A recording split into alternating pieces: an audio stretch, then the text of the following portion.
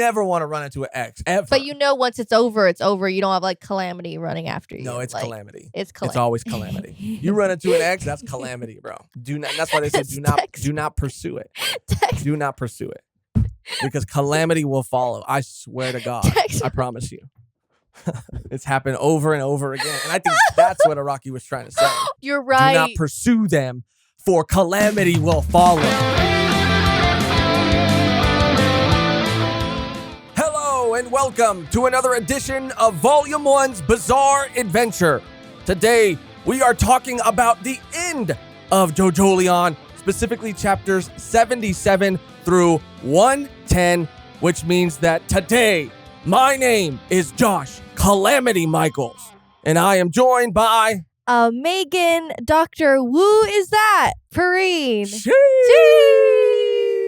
Let's go. We are at the end of our Jojolion journey, and there is so much to talk about. This part was so much different than any other JoJo part that has come before it. I feel like Araki was really in his bag with Steel Ball Run and Jojolion. This whole universe, new universe. We keep saying every single time we're like it heightens and it changes drastically from each part. But again, like this is ever changing and it changes again where we're like, whoa, that was a cool way to do that. And that was different than the previous.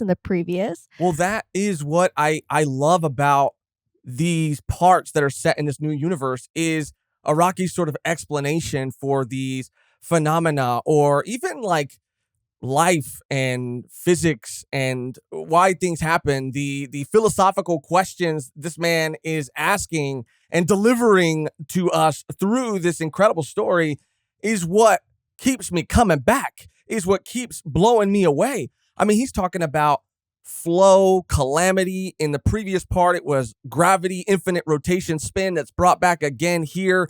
And the way that he's delivering these concepts is so profound, but also so fun and epic. And Jojolion kind of encapsulates all of that. It's heady for sure, but sitting back and thinking about everything that happened towards the end between Josuke, Yasuho, Toru, even Jobin and Kato, like it's so poetic.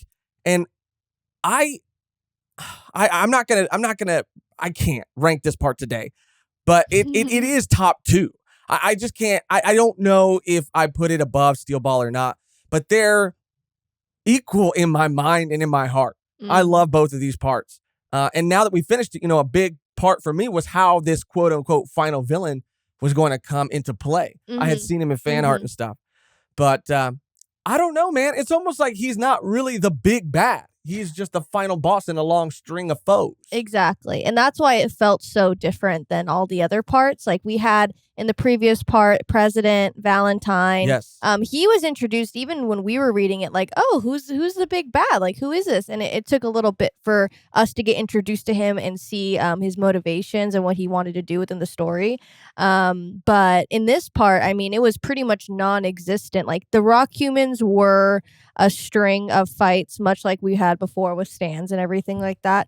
But, it was kind of a treat to like see everything unfold towards the end and seeing like who's been, pulling the strings all along. Kind of much like a Diavolo situation where it's like, oh, we thought this was the villain, but there's two sides.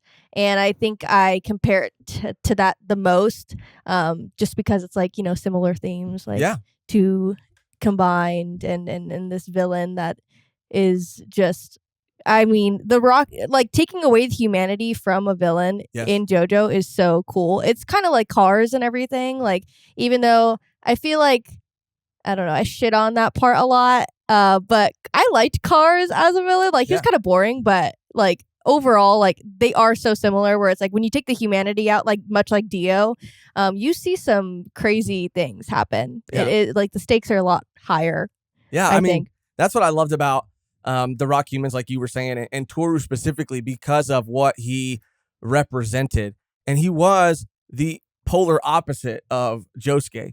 Going back to the beginning of this part, when we discovered that this new Joestar, or protagonist of this part Mm-hmm. was going to have amnesia. Of course, we've read other series with amnesia and seen other things with amnesia, and it's always handled in a similar way. Sometimes it can be handled better than other times, but I feel like this might be the best handling of amnesia ever, because it did provide like a mystery, but the resolution of that mystery wasn't this character getting his memories back. It was Yes. him realizing that he needed to create new memories, that he Yes. needed to accept who he was, Yes. and And to find himself, yeah, and to like be the just like, yeah, you don't have to be, you are two of these people. I mean, you didn't ask for this to be done to you, I guess. It's kind of like two parents having a child and they're like, I didn't ask to be born, and yeah, it's like, yeah. you have to find your way because you're not both of those people. You're your own person. But I think that it was cool and well done because it wasn't like a thing where, Yasuo did help him, but it wasn't like a thing where she unlocked all of Right. his memories and like it all flood back to him. He's like, I remember. Exactly. Like there wasn't that moment, Exactly. and that was like what what I think both of us really liked about it. It wasn't just like a whole build up to like the end of like right before he fights the final villain, he gets all of his memories back Right. and he unlocks something, which he did unlock an ability. Let's not forget that, but like that was sick. And That it was ties so into sick. everything else that has happened. Well, in part 7 specifically. Yes. Yeah. But that's what I was going to get into, and we'll get into that in a little bit because that's a whole another conversation. But like all of these things have been set up since part 7, which was hundreds and hundreds of years ago, generations ago, and they're playing out in this part. And it's really fascinating when you look at it that way. But back to Josuke really quickly, like because of the way his amnesia was handled, we have a character who, like you said, is learning that what is most important besides like regaining his memories is or figuring out who he is it's not figuring out who he was, it's figuring out who he is and who he wants to be. This makes him focused on the present and like exist in the present. And he is someone who lives like that because there was no yesterday and tomorrow is a mystery. And it's so cool to see him go up against somebody who is in the like living in this future, like living almost even beyond just the future. Go beyond. Go beyond. And then all the characters in this part were so incredibly well written and tied in to these themes so well because we have someone like Jobin, which Jobin kind of didn't come out on top, but like came out on top in terms of like my opinion of him. But I mean, because he's look, I have did so some much more. bad things in this last half. He did, but so what I was going to say is like he's someone who's living in the future, right? He is not living in the present. He's not living in today. He's living in the future beyond this curse, right? And we have Kato, who seems to be someone who's like haunted by her past and defined by her past. Jobin is to a degree, right? Like Right. he is living in the future, but like, yeah, he just like his mom, like they both understand. Like I think that the dad was more hopeful that something would just happen, whereas Jobin was like, no, I'm going to make it happen. Like this, I'm going to put this shit into motion. Like Papa Higashikata was always like, we'll figure it out. It's gonna be okay. Right. And he's like, he's willing to do whatever it takes, just like his mom was for him. Yeah. So it like they are like two sides of the same coin. Like that's why I think him and his dad had such like a hard time because he was like, I don't know, more hopeful of the future, whereas Jobin saw like if I don't do something or like build the company up to where it should be, then everything we're gonna like lose everything. Yeah. Well, I mean, like Toru felt like detached, like Norsuke, I Papa Higashikata. I'm sorry. I always say Papa Higashikata. He was. I mean, I think Jobin felt like he was just complacent, and yeah, Jobin wanted to take action to make a change that wasn't going to be a band-aid, that was going to be a permanent solution to this curse, which is what this story is about, breaking a curse, and how it all like ties together again thematically, and how it's like it all comes together is truly beautiful. But what was I going to say about Jobin? Like looking back at everything, and we kind of talked about this briefly, like before we started recording, but having the context of his entire life, it makes me empathize with him a lot more. He was someone who was robbed of his childhood when he was young, and like you had commented when we were talking about it, maybe even he's like frozen or that like stunted sort of his maturity in a way. For sure. I mean, because he was also very scared of turning into a rock. For like the beginnings of his life, they said like, "Oh, don't worry. Once you hit a certain age, it's all downhill, and you're going to die." Like what? Like that's heavy for a kid. Yeah. That's like Tsurugi like does some shit, and I'm like, I mean, let him, dude. Let him. Well, some of the things, other things, he went wild. He went hog wild in this part, but he was blacking out. He was blacking out and doing. He was pulling Venom. Choice. He was pulling Tobey Maguire, but when Spider-Man 3. Come on now. He put his hair to the side. He was but yes, with him specifically, yeah, like you said, like frozen in time, wanting to also like break this curse because now that he had someone looking after him and did it for him, which was his mom. Mm-hmm. He needed to do that for Tsurugi, like step up. Like the generational thing, like it's always been a thing in JoJo, right? It's always so important. Like generations of people, the Joestar line, it's huge and heavily like integrated into the story. And I think it just feels so much more personal when it does become like a part of this like family who really like the star and everything. Like that's not an issue here. The issue is like something completely removed with rock humans and like generations of generations. Like it's just so cool to see that difference between like, oh yeah, it's Dio, which we saw in part 7 too, with the reset in part 6. Right. But I think that it's just the explanation of these forces like Calamity and infinite rotation and the ability that Josuke did unlock towards the very end. For me, another thing I wanted to mention too, before we had that conversation, is the final like fight, right?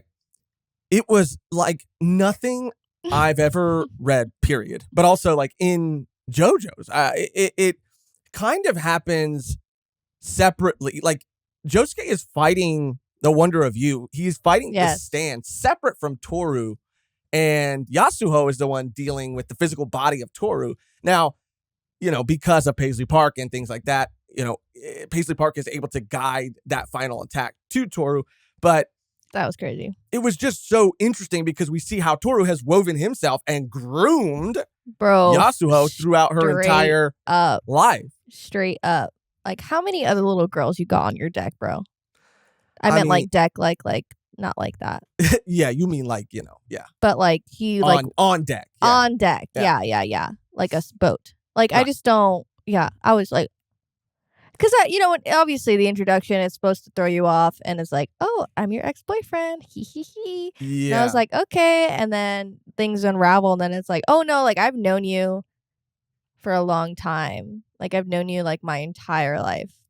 Yeah. Weird, dude. Weird. That's villain shit. That's it. That's all you got to do to be a villain. You could have just been like close friends. You didn't have to. That's villain shit right there. You didn't have to do all that, but.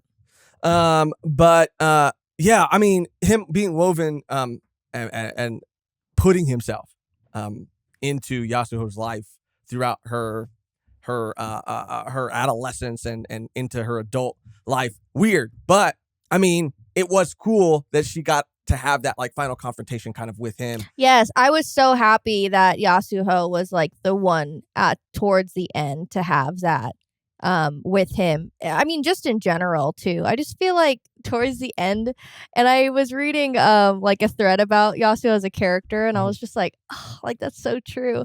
I just feel like, I mean, she's so capable, she's so reliable.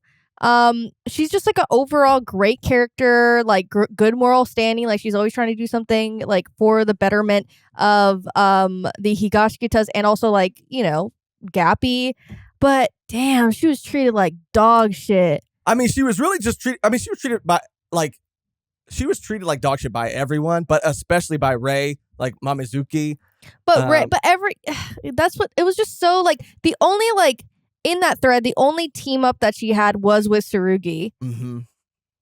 Yeah. And Tsurugi was still doing creepy shit. Like when she's involved in a fight or anything, she's being like sexually harassed. She is like being hated on, shitted on. Like, oh, you tried to commit. Like that's funny. I don't give a shit about that. Like, what? Who? Why? I felt so bad. We'll talk about it more. I'm sorry to get off topic. No. But I was like, I'm glad that she fucking stepped up. Maybe that was like intentional. Not only is she capable, but even throughout the story when she is being shit on and she knows by Ray specifically, and she knows that she's right, she still is humble enough. Like this is during the whole hospital search to say like, you know what? Yes. I'll just do whatever you want me to do. Yes. I know you're wrong because I know what I saw and I'm not stupid, but I'll do whatever you and he fucking died because of it. Yeah, I mean, they died because they did not listen to her, and she was like, "I think the branch is back at the Higashikata," and they were like, "You're full of dog shit." Yeah, Yasuo, shut the fuck up. Bro, I'm gonna be honest. I was like, "Damn, what the?" I'm gonna be honest. Like Ray's shit was funny, like at first, and towards the end of that chunk of chapters, we were kind of on the fence about him. But after all that, I was like, bro, you kind of suck. Dude. No, like because Yasuho now I understand why people say like Yasuho is best girl in JoJo's. Like she is awesome. Like she's an incredible character. And this man just again took a fat dump all over her at every chance he could get. I don't think I've ever seen a character get dumped on harder in JoJo. Yeah. Like even Shingeshi. Yeah. They came back right around him. They were shitting on him because rightfully so. But then they loved him. So like why I feel so sad for her. She has no friend. And at the end, she went, "Oh, my work here is done." Like a fuck, and then she just dipped out. Like, go ahead. You know what I mean? I mean, it's not her story. I understand that. It's not that I'm like upset. Like they clearly like I don't know what their relationship is. I'm just upset that like she did all of that for people that continuously shit on her. I do feel like Josuke was very grateful to have her and appreciative of her. There was a couple points where I feel like, he definitely just didn't want her to get involved in certain moments because of her safety. But I mean, I feel like they did have genuine team up moments at certain points throughout. And he really did care about her and does care about her. It was really like, obviously the Higashiki just wanted her away in the beginning. And then Ray and how he treated her was fucking wild. But, you were talking about the end, how she just kind of walked away. Like, I do want to touch on that really quickly too. Because there's a lot of things, right, that upon like first read and initial reaction can seem odd. For example, that Yasuho and Josuke and Kira and Josefume, their goal was to save Holly. Yes. And at the end, they don't, which is kind of crazy, actually. But it's also because, like was stated at the very beginning of this part, it's not a story about saving Holly. It's a story about breaking a curse. But it does lead me to believe and think that because things carried over from Steel Ball Run, so much so that we got to see characters. We got to see Johnny and Holly. His descendants and Lucy. Lucy. I said Holly. Lucy. I mean, we did see Holly. We did see Holly. Yeah. But, it's a direct sort of like sequel, I guess. The next part, but parts don't always, especially, parts don't always like, I guess they do, but now we're in a new universe, right? And so there is a through line. So it leads me to believe that there might be things in part 9, JoJo Lands, that do kind of like tie up some of these things. I don't know for sure, but I do think it's also interesting because in like doing some like preparation and research, it's interesting to realize that this was kind of also the first part that a lot of people were reading monthly. This took 10 years to be completed. Yeah, I had read somewhere too that people were talking about the ending once it was happening, and they're like, "Oh, this is gonna take a long time to wrap up," and then it literally like ended, and they were like, "Wait, what the like?" That's why I think a lot of people were like, weirded out by the ending too, because it just felt really rushed and like wrapped up. Yeah. Because they were expecting it to like get more flushed out, I guess. But that's kind of, I don't know. I wasn't not. I liked the ending. Me too. I really I did. liked the ending. I liked how It did feel fast. it did feel fast, but it was just fitting. Like I liked it. But sorry to interrupt you. No. So yeah, 10 years. That Yeah. was just like an add on to that. Sure. Yeah, People yeah. are like, well, that's the thing. I mean, and we've fallen victim to that too with other series. You know, when you read weekly, and in JoJo's case, it's monthly. It's a different experience, and you kind of have to like get ahead of your own expectations, because like it's so incredible, and that's what I think me and you are both really excited about, to be a part of the conversation and to be a part of the community that is caught up and talking about things and theorizing things. It's part of the fun, but you also have to be very careful of like how much you're putting into any given theory, because then your expectations might not be met when something happens. And 100%. And I can't believe it. I can't believe that, like, okay, of course we've read this. Like we usually read 30 chapters at a time, like in the span of 2 or 3 days, and just get it done. But I can't believe that I'm going to be reading JoJo monthly, but like for the longest foreseeable future. Right. Like I will be going into my 30s once Jojolands wraps up. Probably. If it's the same length, yeah. That's fucking crazy. Yeah. Like, I'll be in my mid-30s once this fucking wraps up, bitch. Like, that's so crazy to think about. Yeah. It's just, yeah. It's because you just said, yeah, it took 10 years. I was like, yeah. Like, bitch. But my whole point is that, like, I do think that this story, this part, was about breaking the curse. And I don't know what the next part is about. There's, I think, as of this recording, there's about like 7 or 8 chapters out. But I do think that there's an opportunity and there's a high likelihood that things could get wrapped up or expanded upon, because concepts in Steel Ball Run were expanded on in Jojolion. Well, I mean, if it's the last part, like people are kind of anticipating just because of like the numerology and stuff. Like, yeah, that would be a lot. I mean, not a lot, but it's in a universe. But like, I don't know. I feel like Araki's just with JoJoland specifically. Like, I'm just so excited to see how that it begins, because usually like that's my favorite part. Starting a new JoJo, it's like putting on fresh clothes after you get out of the pool. Yeah. And I'm so excited because that's usually the best of the parts. Like the beginnings of JoJo's, like the Steel Ball Run beginning, chef's kiss.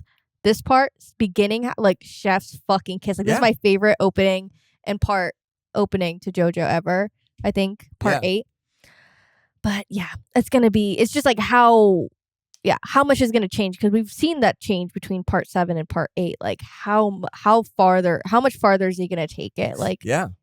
And expanding on, because it is like in my mind, and I could be like very off the mark, but I was trying my best doing research and trying to understand like exactly what was Araki trying to like say, or to I guess like what he was like getting at with all of it. And what are you getting at? Araki?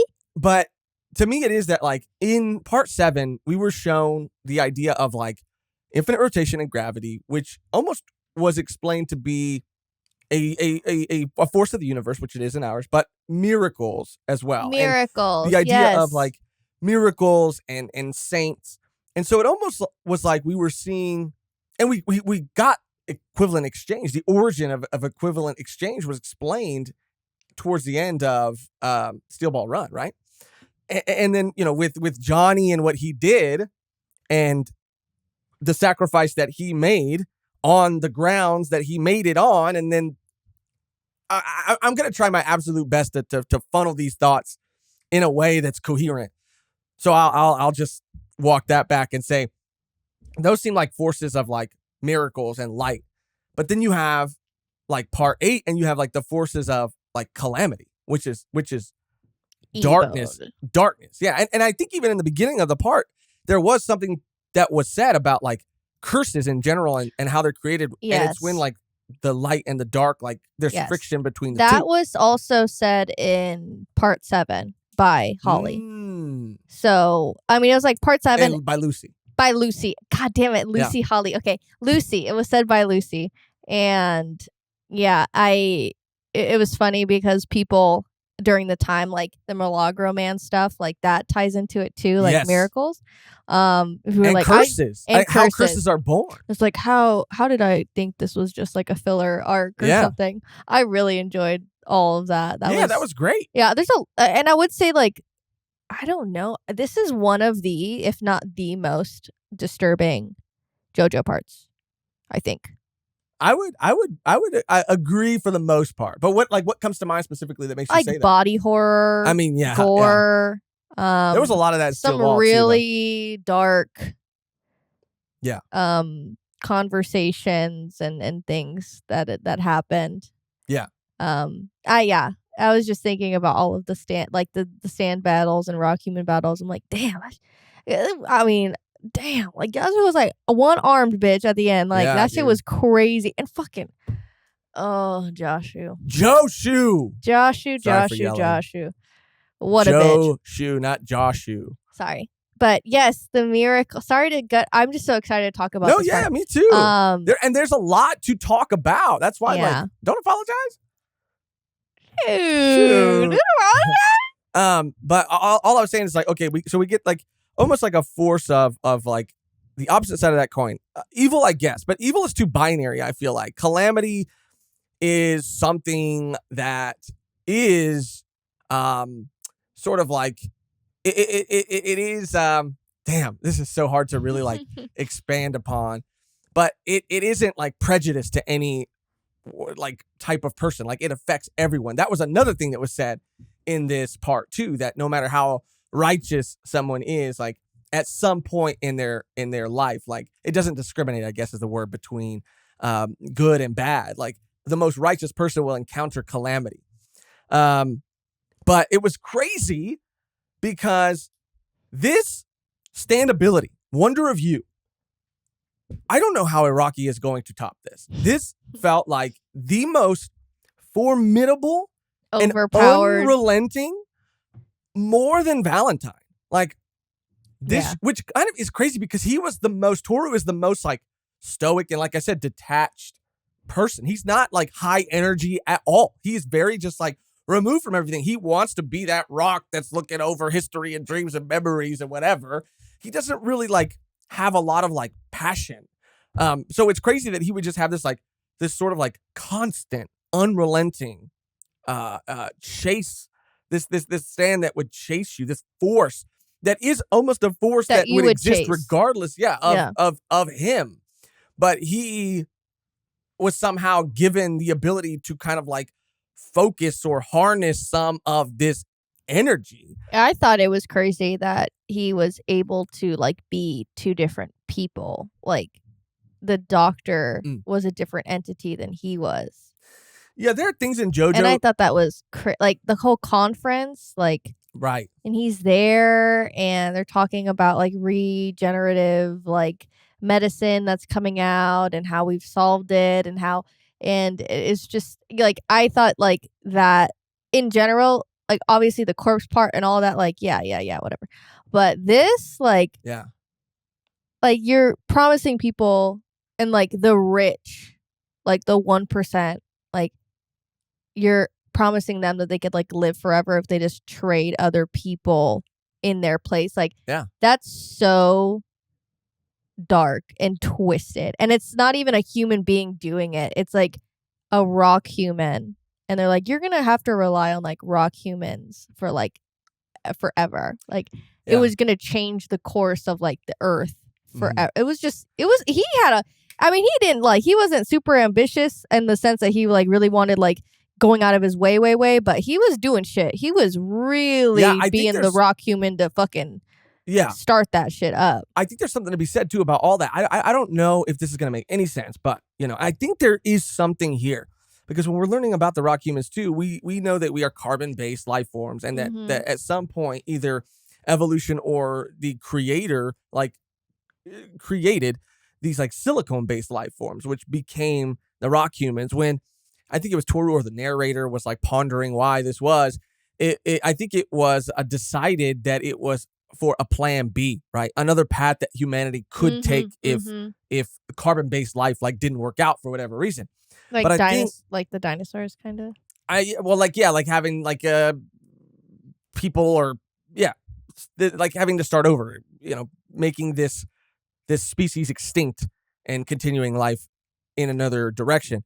But what's interesting is like, you're looking at like, it's almost like two paths that humanity in general can take, right? Like not just like silicone or carbon, but like us as humans and a society, humanity could go down these two paths as well. Can be these like hardened, rock people who are detached from everything and are like so focused on our legacies and the future, or just like this status and this power and money, right? Like that's what's crazy. Is but like, it's like Higashikata, like Papa Higashikata on the other foot of that, of like being super like a humble king. Yeah. Like he was super humble, and he was like trying his best to like not let his kids be that way. But I mean, they were all spoiled brats. Yeah. But I mean, this is where I started to like have like what was the thing that Jimmy Neutron? Oh, Brain Blast. This is when I had a Brain Blast moment. Like, is that the new flavor from Taco Bell? No, that's Jimmy Neutron. He would say Brain Blast, and they had a whole animation. It's like pink. Like the Brain Blast is like pink. It's like a Baja Blast, but it's like pink. No. And it has like chunks of like brain in it. It's not like real brain, but it's like it gummy? could like gummy brain. Anyway, but it's like really chewy. What my Brain Blast was Mm-hmm. that it like down that like similar path of like thinking, you could have like the rock people that represent nature and the carbon-based life forms that represent humanity, humans, right? And then putting those together, you have human nature, right? And then this could be like a part that is sort of trying to dude, I'm having such a hard time. No, this that is so was fucking you're crazy. good. You're on But, a like, Brain Blast. Trying to I need more Brain Blast juice. Like trying to explain, or trying to like not unravel, but like trying to just unpack maybe human nature, right? And what it all means. Yeah, well, we have like so many mentions of memories and dreams, and like, like when you think about your whole life, like, obviously you're living in today, but like once that day ends, yesterday will just be a memory, and that's like all our lives are compiled of. Right. But that's in the past, and like you can hold on to those memories, but that's all they become, I guess, until you live in like the present. Right. Because people like stay in the past. So I think a lot of it's like past, present for sure are the themes, and how and future. And future. Yeah. And like the untapped like potential of like a person, and I don't know. It's a lot. I mean, that all encapsulates like what like you said, humanity, like in general. Yeah. And that's what I love about this part. Steel Ball Run was epic, dude. And it was really heady towards the end, and had a lot to say towards the end too. And it was also a masterpiece. But this just feels like a different thing. Like it's almost like my mind after reading like Steel Ball Run, even though it had all these incredible things woven into its story, was like, fuck yeah, dude, that was awesome. And then my feeling after Jojolion was like, whoa, dude, that was fucking awesome. Whoa. You know what I mean? Like, whoa, what the heck? That's the best way I can explain it. What do you mean? I was like, whoa. You're dude. Faded? Yeah, I was faded. After reading this. For real, because it makes me question so many things. But anyway, you were talking about untapped potential and all that too. The last thing I want to say, and these are just our general thoughts. We're going to get into more of a beat by beat sort of discussion. We're going to go through every moment throughout these chapters and really give time to the moments that really stood out to us.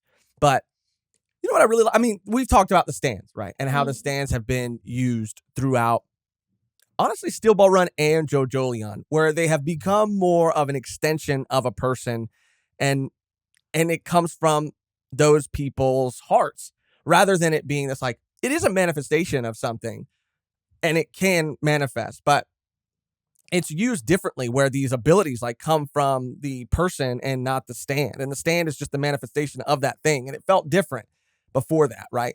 So I like this new direction that the stands have gone. And I think that the idea and the concepts of them are simple, but like it's almost as if it's like the more simple that they are, the crazier the implications. And I really love that idea. I love the idea of like taking something simple and then taking it, and some of them have such a specific condition that they could only sort of work under, meaning that the stand user has to like do a lot more to make their stand like work. Yeah, there was a lot of stands this part that needed a lot of prep time. A lot of prep time before they were unleashed, or even needed prep time for them to be like unlocked. Right. And I thought that was so cool. And it showed like, I don't know, a lot. It wasn't as spontaneous as like stumbling upon a stand user or stumbling upon a rock person. Like it was a calculated back and forth type of fight, and it had been planned, you know, for a while. Like even when we saw in the beginning with that other guy that was like planning all the Kira stuff out in his apartment, like I just really like the strategical like aspect of this part. Yeah, absolutely. And I think that was, and we saw it in part 7 for sure, but I felt it way more in this part with the capabilities like you said, and the stands. Yeah, I mean, they were absolutely insane. And I feel like in every other part, and this kind of does include Steel Ball Run, but it's not like, it's not a bad thing. But I feel like in most JoJo parts, towards the end, either A or B or both happen, right? Where the villain and their stand will get a major power up. Like you look back even at Diamond is Unbreakable and Kira, and how he got these like multiple forms and upgrades to Killer Queen. Even, you know, Golden Wind, Giorno had that. And even, you know, every part, right? Or most of them. And in Steel Ball Run, you have Tusk Act 4, and then Valentine's like final Dirty Deeds Done Cheap. But like the curtain, all of that, right? There's just like, there's this moment where there's a power up. And I feel like that didn't happen in this part at all. Like Toru's stand, Wonder of You, was what it was the whole time, which is already formidable and scary enough. I can't even imagine what a fucking power up would be. There would be no beating it. I can't even imagine. I feel my little tassel flipping around too when I get animated. And even though Soft and Wet and Josuke like gained this new ability, it didn't feel like a power up necessarily. It felt like, because we saw like a bubble come out of his shoulder from the very beginning. It just felt like the natural culmination of his abilities up until that point. And then the concept of that too. And also his acceptance of like both sides. Yes. And not even both sides, but his entire, like almost subconsciously, his entire lineage, right? And well, yeah, that happened pretty much directly after the whole Holly thing, when Holly like saved him and was like, hopefully I see you again. Yeah. And then he was like, I'll let him come to me. That's a good impression. That's great. But I mean, like, even all the way back to Johnny and getting to see like Joseph too, and how like the spirit of them and the spirit of the Joestars, how it lives on, and how even that rotation has infinitely spun in its way throughout history and can become something that defies logic and doesn't exist. Like, what the fucking hell? And even and even like the idea of Johnny and his actions, like, man, it was all like, I mean, he there's, I think I saw a theory where someone was like even like positing that he could become and have become like a saint, right? Like Johnny, not because he's a saint by like our definition, because it's much more nuanced than that, and much less binary than that in the scheme of the universe. But like because of his sacrifice and the events that happen after his death, and then the shrine that was built on that, and then even like there was a panel and someone was like theorizing that the wall eyes and those weird shapes in them could have even been like from. But then I guess that was a different. That was a different location. But they moved. But creating the wall eyes, similar to creating the devil's palm. But just the idea that like it looked crazy because it was like Johnny's. You know how he would shoot his nails into things and it would cause these holes. Well, it was like it was showing like, well, what if those holes like stretched as the ground sort of rose? It would create these like similar patterns that we see in the wall eyes. But I mean that was in America, and we're in Morio is in Japan, so. But the devil's palm does move, and I don't think the devil's palm is the wall eyes. I think it's another sort of like manifestation of, but I don't think it's the literal same body of land that's moved to that point. I could be wrong. Anyway, all I'm saying is these ideas and how they have transcended time and how it is still lineage and it is still spirit and it is still like present and it is still you. It's incredible. Like this is by far, I think, one of the most beautiful things that I've read. Like I feel different when I read JoJo. I feel like Araki does. He has a beautiful way of thinking about the things that the unseen forces that surround us, right? Like giving them such poetic at times, like almost like divinity that it is. It is something that makes me like, I don't know, man. It makes me just like sit back in awe and like wonder about them as well, I guess. And like, I know he like references other things, like other religions or other philosophies, but man, dude, this is a powerful work, man. Jojolion is a powerful work. All of JoJo's is, but like, I just go back to what I said at the beginning, that this is a vehicle for all of these concepts. And the way that they're shown, I mean, it's deep, bro. Like it's fucking deep. This is the deepest shit too. This is fucking deep. And there's a lot to unpack and a lot to explain. But if that's all you feel like you have to say as far as general thoughts go, then maybe we can get into the beat by beat. Yeah, if that's okay with you. All right. So without further ado, we're going to start going through the chapters. We're going to try to be as quick about it as we possibly can. And I have a wiki pulled up just in case. This is a roadmap, just in case we get a little off course. But, I mean, I feel like the events of this part, or these chunk of chapters, is pretty much the final battle, and things all sort of like very quickly leading to that final battle. So I don't think we'll need it too much. But where we left off was the whole fire in the orchard, poor Tom situation, which that reveal, I was telling Mehgan, was one of my favorite reveals, that poor Tom was a doctor. Seeing that man in a doctor's coat is the best. Walking around the hospital. Is the best gift. Walking around the hospital, asking nurses so questions. Funny. And yeah, he was a problem at the hospital too. He was asking him all kinds of questions that weren't medical. But so the orchard, the branch was stolen, but it was stolen by Job and Tsurugi. Tsurugi's stressed. Tsurugi's going through it.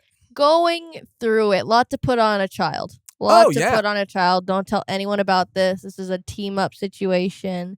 And if you do tell someone about it, you do have a higher possibility of dying a horrible death, which we've told you about multiple times. A disease. Like he's stressed. So like you said, it's a lot to put on a child. Yeah. So what ends up happening is that Josuke decides, and I think Rei decides, this is when they're kind of being a little rude to Yasuho, to put it lightly. He's just persuading Gappy. He's in Josuke's ear. He's in Josuke's ear and just saying she doesn't know any, it was just wild. It was just so wild. The disrespect, bro. The disrespect on my girl's name. Like, leave my girl alone. The best girl. Like, fuck. But they decide to track this ambulance. It leads them to TG University, where they're looking for, well, at first, I guess I should say it's Yasuho and Jobin's wife who kind of lead them there. Yes, Over and the course of Yasuho, like many events. yeah, and Yasuho's there like solo dolo right now. Dolo. And she does run into the wife, and this is the most screen time we've seen with this woman. She gets a lot of time in this last couple chunk of chapters, and just similar to Jobin's Mama Higashikata, she's just down. She's down to do this whatever, stand up for her kids, stand up for her family, and yeah. Her character, Mitsuba, she was someone who really took me by surprise. Mm-hmm. The whole part about her seeming, and she is to a degree, right? She was a model for the Higashikata fruit parlor. So she was shallow to a degree, right? Shallow because she knew that like she had to like keep up her appearance and like keep up, societal norms of being like this like perfect woman mother so that she could stay within this family. And maybe, I mean, honestly and truly, like, I don't know how much of that she put on herself. You know what I mean? Like, who was telling her? Like, was Papa like saying like, I think she might have. I think society put it on her. I'm gonna be honest. Like, I don't think it was Papa Higashikata. I don't even think it was Jobin. I think it was fucking society. Yeah, Jobin. She got a new nose, and Jobin was going freaking. No, she had a rock nose, and Jobin was rock hard. How about that? Like she could have looked any type of way. She could have looked like a beetle, and he would have been like. Oh, don't even get me started, dude. If she came in there looking like a beetle. Game over, dude. Game over. But I really felt for her because it was that sort of misdirection, and not even misdirection, like she was because of maybe society, whatever. Someone who cared about her appearance. She was very surface level about certain things. When it came to certain things, but when she found out what the Lokaka was doing and what it took away from her, bro, that's why I'm saying this shit was dark. Like, yes. I was shook. I was like, no fucking way. Yes. She abandoned all that shit. She didn't give a fuck. And it wasn't even like, she wasn't even like on the fence about it. No. I mean, in a heartbeat, without even having to think about it. She was like, fuck that. I don't give a fuck what I look like. I don't give a fuck what it does to me. I just have to get my child back. Yeah. The Lokaka took her unborn child from her and did an equivalent exchange so that she could have what was it? Fucking what was it behind her scalp or something? Yeah, like her that? Scalp was rocky, and she'd done something before. But that was and because then of her boobs. That was her boobs, teeth, and then it was her teeth and her legs, and it was just a mixed match of unfortunate rocky events for her. It was a rocky road for her. Mm-hmm. But what's crazy is Dr. Wu and the introduction of Dr. Wu, who I thought, the whole time, like I said, I had seen pictures of Toru, but I didn't know his name was Toru. I didn't know anything about him. And as we started meeting a lot of these characters, I thought, oh shit, Toru is going to end up being similar to Josuke, a combination of characters, probably a combination of, at the time, Toru and Dr. Wu. I thought they were going to like eat some sort of fruit, have some sort of incident happen where they were fused to become the final sort of like villain. Didn't end up happening like that. But Dr. Wu, an interesting man himself, a rock human with the ability to break himself down into like little pieces of gravel. Why this is so cool and scary. Very scary. Why this is so cool is because like he was manipulating the Lokaka and allowing for the equivalent exchange, blocking it from traveling towards the brain. So he still didn't know like what it was going to take from you, but he knew that you would survive. You wouldn't be brain dead. It wouldn't like kill your brain. Anything else? Well, I mean, brain and heart, I guess. Like those would be the two things. Yeah. And lungs and. Well, I mean, yeah, it could take other things, but I mean, things that you need to survive. Like that's a main one. Right. And Obviously. so he was doing work. He was doing work, researching. He was even making videos for everybody, like little instruction manuals for everybody for his whole crew. Because we found out that the first group of rock humans we met were like the gangsters, right, the ruffians. But then the second group we meet are like the doctors, the educators, the intellectual ones. Mm-hmm. And that is poor Tom, Dr. Wu. Yeah, poor Tom. Poor Tom. Poor Tom is a ruffian, like. He's both. He can walk both sides of the street. And let's not forget, I forget his name, but we saw him with Yasuho and Rei during their ski lift battle. Yes. The other doctor who had that like bug, that rock bug dog man thing. Yeah. Yeah. But those are the four, right? Mm-hmm. Anyway, this all results essentially in and the running gag too. I just saw it here. When they do start to see, I'm getting ahead of myself, but when they do start to see the head doctor, but they don't know who he is yet, and they keep asking about his age over and over and over again, like, is he really 89 years old? That shit was funny. Yeah, he kind of looked like an old Joseph. Oh, okay. Right? Like from behind with like the scarf, when he was wearing that scarf. From part 4. Yeah. I could see that. Yeah. I mean, yes. Just from the back, though. I love Joseph from the back, But he's also based off of a painting. I forget the name of the painting, but, we've all seen that with the hat. And the no face and the coat. And the no face and the coat. Yeah. But you're absolutely right. He did look very similar to old Joseph from Diamond is Unbreakable. Mm-hmm.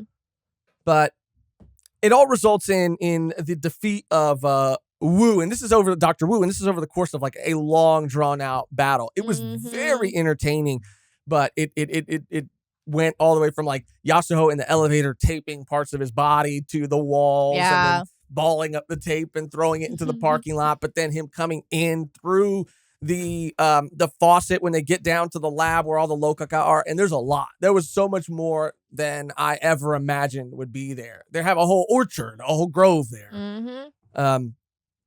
But he's able to get inside of her and manipulate her, and she's at a point now where she's just wanting to eat a fruit so badly. She loses her nose, and her nose kind of changes over the course it does. of the chapters with her, but it's kind of cool, dude. I kind of like it. I kind of fuck with it. I think it looks and sick. Everyone's just like, okay, that's cool. Cool fashion choice. Just a stone nose. Yeah. But yeah, and I think this is the point when that is all wrapped up. That is the point where Yasuho does run into an ex. Yes. And like, that's always like a really touchy thing. You never really want to do it. But in Yasuo's case, like it was like the worst possible result. Oh, yeah. This bump. Yeah, you never want to run into an ex ever. And honestly, but once it's over, it's over. You don't have like Calamity running after you. No, it's like, Calamity. It's Calamity. It's always Calamity. You run into an ex, that's Calamity, bro. Do not. That's why they say do not pursue it. Do not pursue it. Because Calamity will follow. I swear to God. I promise you. It's happened over and over again. And I think that's what Araki was trying to say. Oh, when you see an ex, you're right. Do not pursue them, for Calamity will follow. That's so spot on. Yeah. Wow. I think we fucking solved it. We solved it. Wrap it up. Thank you. Wrap up the cameras. Turn them off. Bye, guys.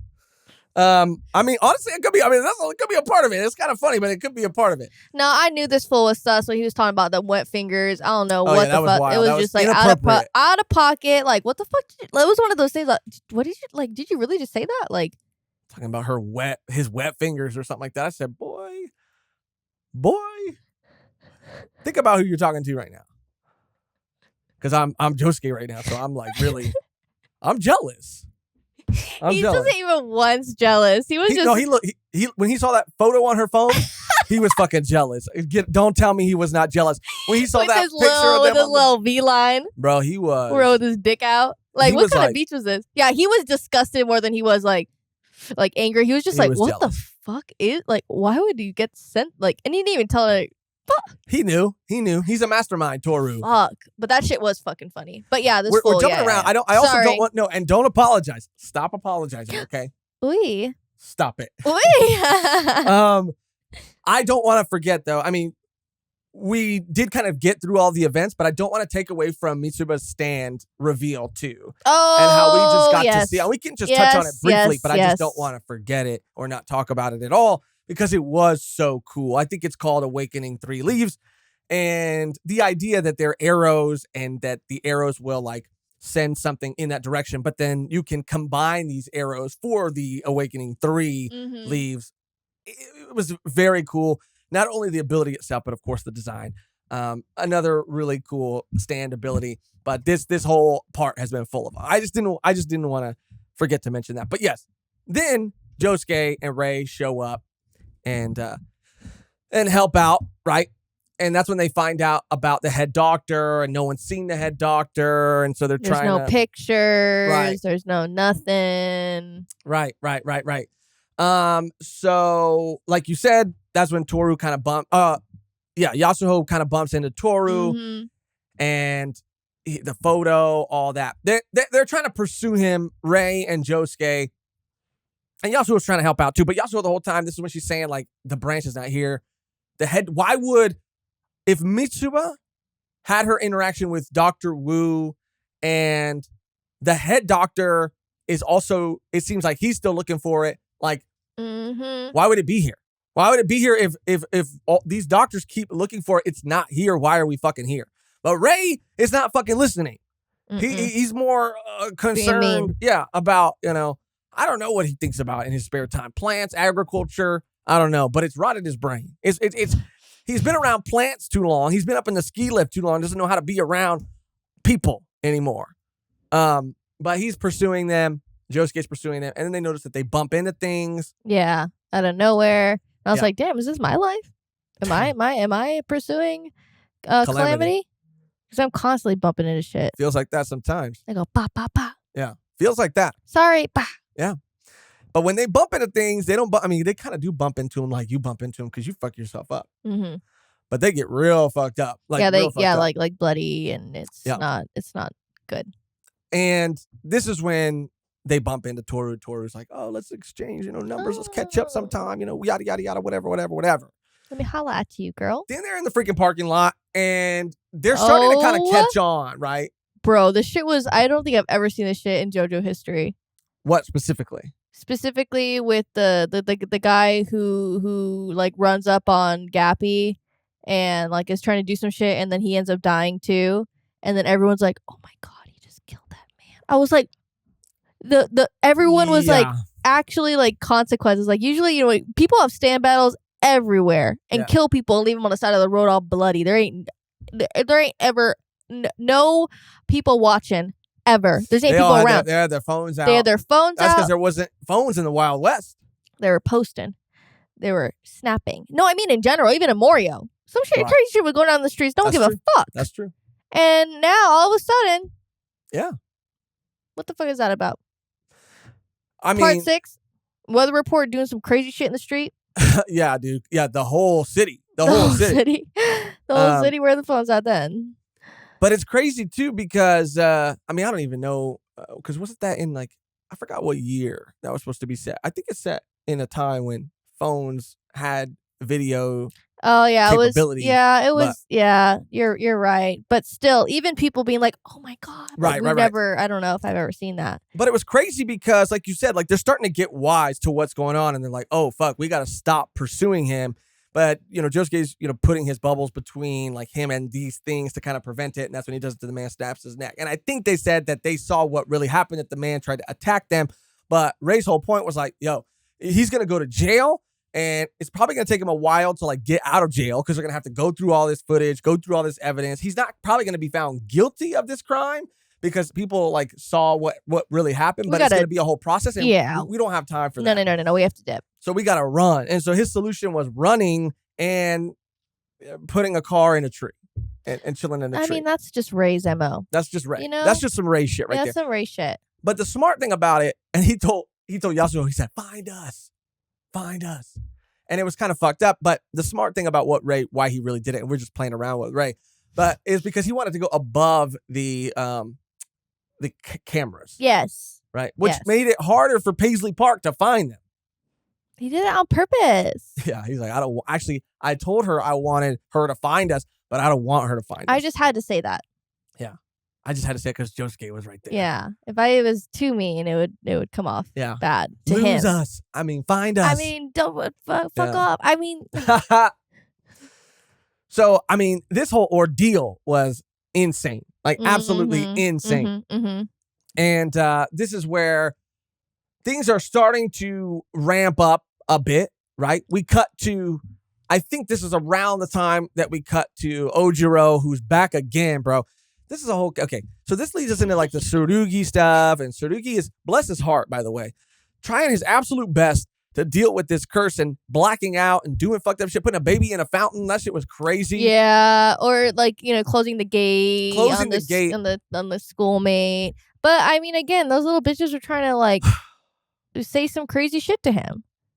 You know? They were being out of pocket They were. and they deserved something. I don't think they deserved all that, but Yeah. Yeah, this is and also just like juggling, like having to like lie to his grandpa and his mom and his whole family to like work with his dad. Like he's going through it. I mean, He's and going that's through why I it. say bless his heart, dude, because it wasn't even his fault that that girl got wedged between the fence because his mother is now in the flow of Calamity. And so now Calamity is befalling them and following them because we saw the doctor there. We saw the head doctor there, after. But anyway, they get into like this meeting and then there's this other lady and we all know one of these ladies, right? One of these ladies. I mean, she's like tries to be a fucking mediator, but she's really just trying to get close to the Higashikata family, get on their good side so she could like cozy up and maybe get some of their land. Mm-hmm. She owns a baseball team. She's fucking the guy Ojiro from the beginning, the surfer. Mm-hmm. She's fucking him and he's stealing from her. And it's a whole, I mean, they deserve each other. They deserve each other is all I'm saying. But anyway, so he kind of like pursues Tsurugi and then they like lead him to the house and we get to see Jobin and Tsurugi have to go up against Ojiro. Yeah. And this was kind of crazy too. Yeah. And his stand is I've always liked his stance since the very beginning, but this is kind of like that really full circle feeling and a full circle moment from the series. Anyway, we get to find out like, I mean, we know how formidable Speed King is, but what's his name? Ojiro is successful in taking the Lokaka and even looked like they got like completely impaled, and utterly guillotined by a broken window. Mm-hmm. I thought, and then you find out it was like Paper Moon King. It was like it's always something, but I was like, they're done. I was like, bro, that's it. But yeah, it was like Paper Moon King, Little Illusion, and then we see Speed King because he stole Jobin's like wallet and phone or Tsurugi's phone, whatever. No, the I think it was just the money, and it was the phone too because it was because Speed King was able to like store heat in the phone and store it in the wallet. Okay, got it. And the money, and so he goes back to his main squeeze and he's telling Tsurugi, Jobin's telling Tsurugi like, don't worry about it, I got it. He'll drop like, it. How? Yeah. And he's like, I got it. Don't worry about it. Don't worry about it, kid. Don't worry about it, sweetheart. So don't worry. He activates his stand, causing the money to like burn him, and then the girl picks up the phone because he's at the bottom of the pool, picks up the phone, and then she gets bubbled. She gets like heat to the face, and they get taken out, and then the threats gone, and they pick up the plant, the Lokaka. But this was like pretty intense, dude. This was like very, very, very, very, very intense. And what I'm saying, it's kind of crazy, like throughout this part, like especially towards the end here, when we see like them on the news being like, oh yeah, these people were murdered, like they died. Yep. And I feel like in other parts it was just like once they're gone, they're gone. And they might mention that they found them dead, but never like advertise like, yeah, you can get in trouble with the law. Like obviously we've seen it with the mom in the beginning and like it's been done in JoJo, but I don't know, it just felt so real this time and they're like, oh fuck, that person's dead? Like that's crazy. We know who did it. Yeah. Jobin, he got tased.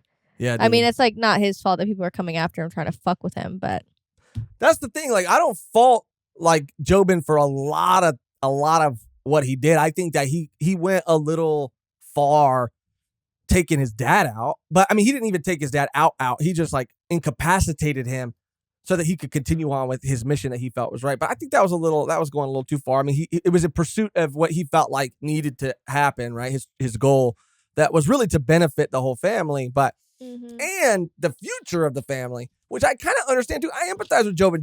Jobin is not that bad. He ain't no fucking Joshu, and he ain't no fucking Toru. Like I feel bad for him. But I feel he did really bad hurt for him.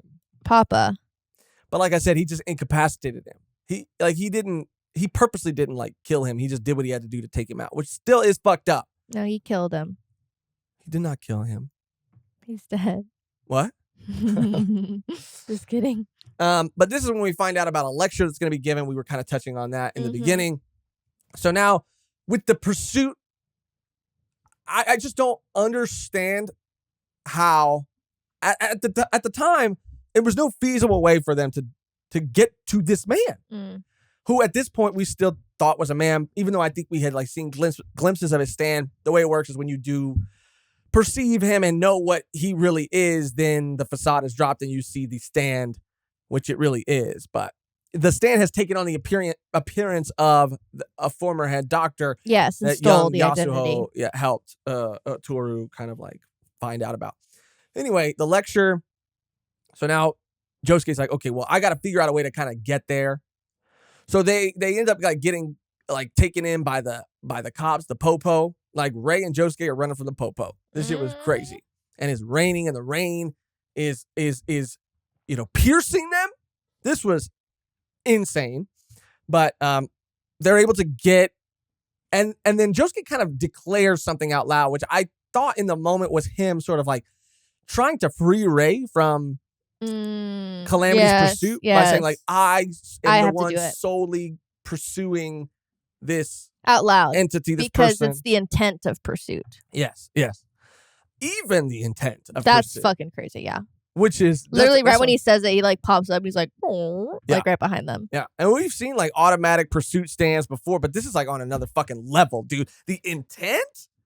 You're out of your mind, dude. You're out of your mind.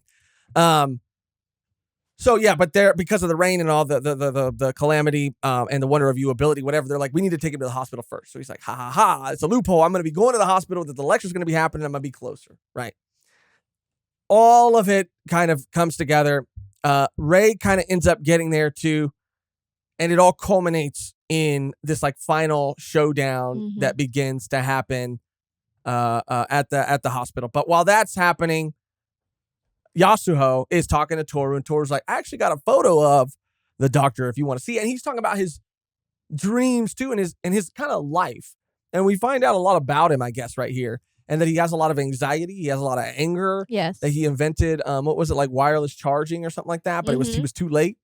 And all he want. I mean, these are like clues to cue the reader in on him being a rock human, but it was pretty subtle, I felt like, because this is some human shit too. Like feeling like, damn, dude, like I invented this thing, but I was like just a little bit too late, you know? A little bit too late, and I wasn't ever going to pitch it to anyone, you know? Well, I thought you said he did pitch it. No, but in and general. He got laughed at. No, I mean like in general, people say that shit all the time. Oh, other people say that shit all the time. Like, I totally had that idea for that product, and you're like, but you were never going to either say it out loud or like make the steps to make it a real thing. You were never going to make, I'm sorry, but you were never going to make the steps. You were never going to take them. You are, that's where you and Toru are different. Because you see something on Shark Tank. That's what people love to say when they watch Shark Tank. Oh, yeah. Oh, that was my idea. I had that idea. I was going to do that. No, you weren't. No, you weren't. No, you weren't. Never to that extent. You're never going to sell your house. You're never going to say bye to your kids. Sell their house. You're never going to say, divorce your wife. You're never going to go on bankrupt. You have to succeed sometimes. You have to. Sorry. How bad do you want it? How bad do you want it? It's true. And this is where, pretty easily, he's like, oh, you want a picture? Oh, yeah, no, I have that literally right here. Yeah. She's like, really? And he's like, yeah, no, I have that like right here. Here you go. And it's like, oh, okay, easily obtained. Sick. Thanks. Yeah. He had it the whole damn time. They were surfing the web and couldn't find it, but he had it the whole time. But of course, we know he had it the whole time because that's his stand. Yeah, and I loved towards the end even still. I was like, how many fucking more times you're gonna fucking use that excuse for everything that happened? Everyone's like, how did you do that? And he's like, well, I work part-time at the hospital. And it's like, bro, there's no way, even if you did work part-time, you didn't have all this fucking knowledge and all this fucking picture. Like, how the fuck? It was just so funny to me every time he got in like a pickle or couldn't get out of like his explaining of something that he knew or like did. He's like, well, I do work part-time at the hospital. Yeah. He did keep saying that. Yeah. So it's it's actually plausible. In and out of the hospital all the time. I hear a lot of things. But even there was a moment, and I love this about this part too. There was a moment where even Josuke was like, I don't fucking know about this guy. Yeah. And I don't think it all came out of jealousy. I think that No. he was a little jealous when he saw that photo, but I think in the hospital he was like, this man is full of shit. Yeah. Something about this man is He full of did fucking that shit. moment when he like confronts him. Yeah. I was like, dang. Yeah. But this is where Josuke wakes up in the hospital and the lecture's happening. We talked about the lecture in the beginning of the episode. And he goes to Holly. And Holly essentially tells him that, you cannot. She recognizes him as Kira, too. And is calling him Kira, which I think is, it's a really emotional moment because he's not Kira. Mm-mm. But I think there is a part of him that, did definitely. Because there was a part where he definitely, I feel like, did see Holly as his mom. No, he continues to. He said, I'll always, see you as that. Yeah, That's, yeah, for sure, 100%. That's the one thing that he does take from Kira is, this is my mom. Yeah. But, not, but, it is. And it's so, that's why I mean it's so emotional because it is such a complex exchange because her son's fucking dead. He's made that decision, but he has no memory. He knows, I don't even know if he knows that Holly saved Josefume, but he just knows that was Kira's mother and what Kira's goal was. And he, has made it his goal to help her and realizes that because of half of who he is, that is the person that cared about him. I think he does know that, well, it's because of Josefume's mother not trying to find out about him that he assumes, I think, that she must not fucking care about her son. So Holly's my mom, Anyway, really emotional moment. And this is where Holly tells him, you cannot pursue him under any circumstance. And I think it's kind of implied that she has been a guinea pig to this whole... She has. She was aware of the Lokaka probably because of because Toru has been in Morio doing shit for a very long time. But she seems like she was getting experimented on a guinea pig and suffering sort of all of these side effects because of it. And she says, you cannot pursue him. He has to pursue you. Mm-hmm. And this is the moment where, Josuke sort of finds his resolve and, declares and proclaims that he's going to save her no matter what, It was a very powerful moment. But again, this is a story about breaking a curse, not about saving Holly. And I don't think that this is her fate forever. It could be. And that would also be kind of interesting to think about. The meaning of that, if that was the case. But I'm holding out. I really don't think that this is the end for her. But the point is, she doesn't, by the end of this point, she doesn't wake up. She doesn't get saved. No. Anyway, so that's when the way he kind of brings him to him is giving this stuff to this journalist, and this journalist going to, and I also wanted to say that whole moment towards the end with Holly, it was really, like you said, emotional. His speech and his inner dialogue was so good. Yes. And I did really enjoy that part, and it was so inspiring. Yeah. It was. I forgot too that Ray was in jail and he met some crazy.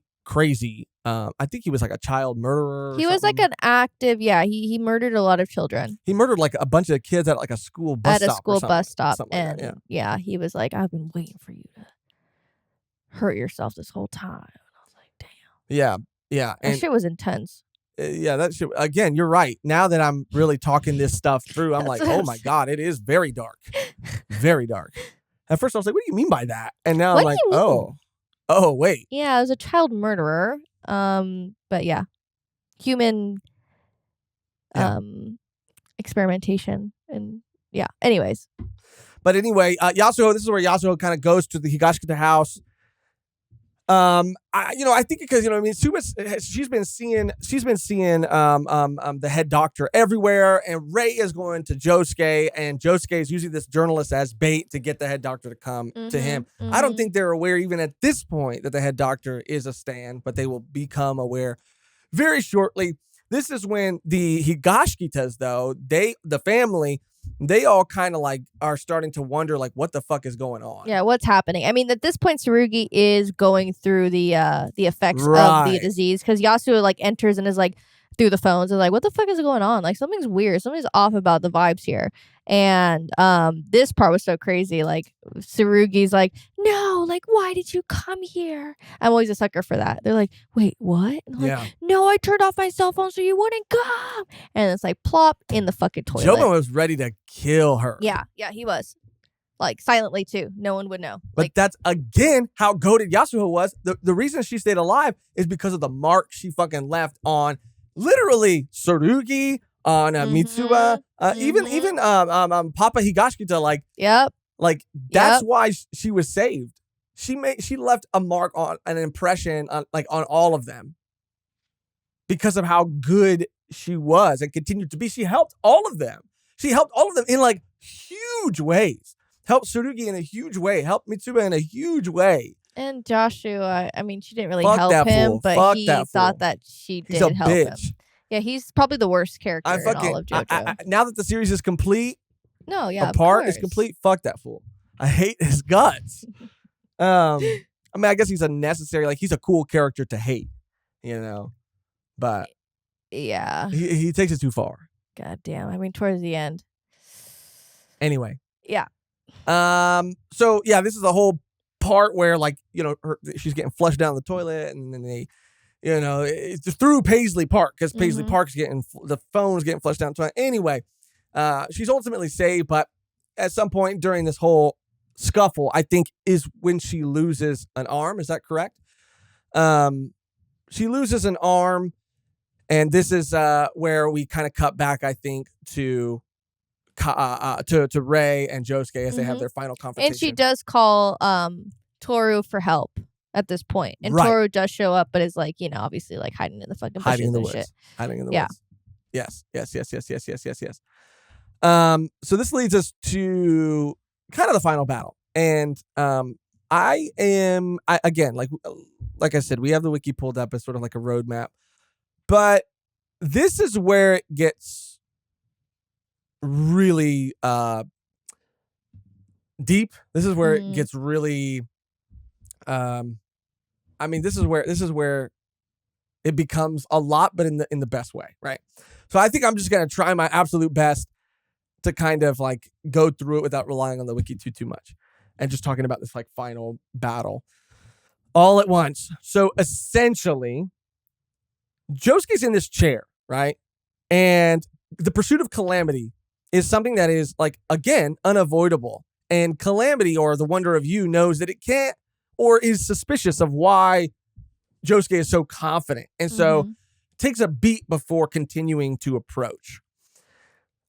What Ray ends up doing is kind of like trying to pursue it in Josuke's place, because there is this rock insect that looks kind of like it's a sushi mat that can take different forms, right? And that's what I'm saying. This is like very hard to kind of unpack all at once. I mean, after like one read, but the sushi mat is a rock insect, and this part I'll say was like it was.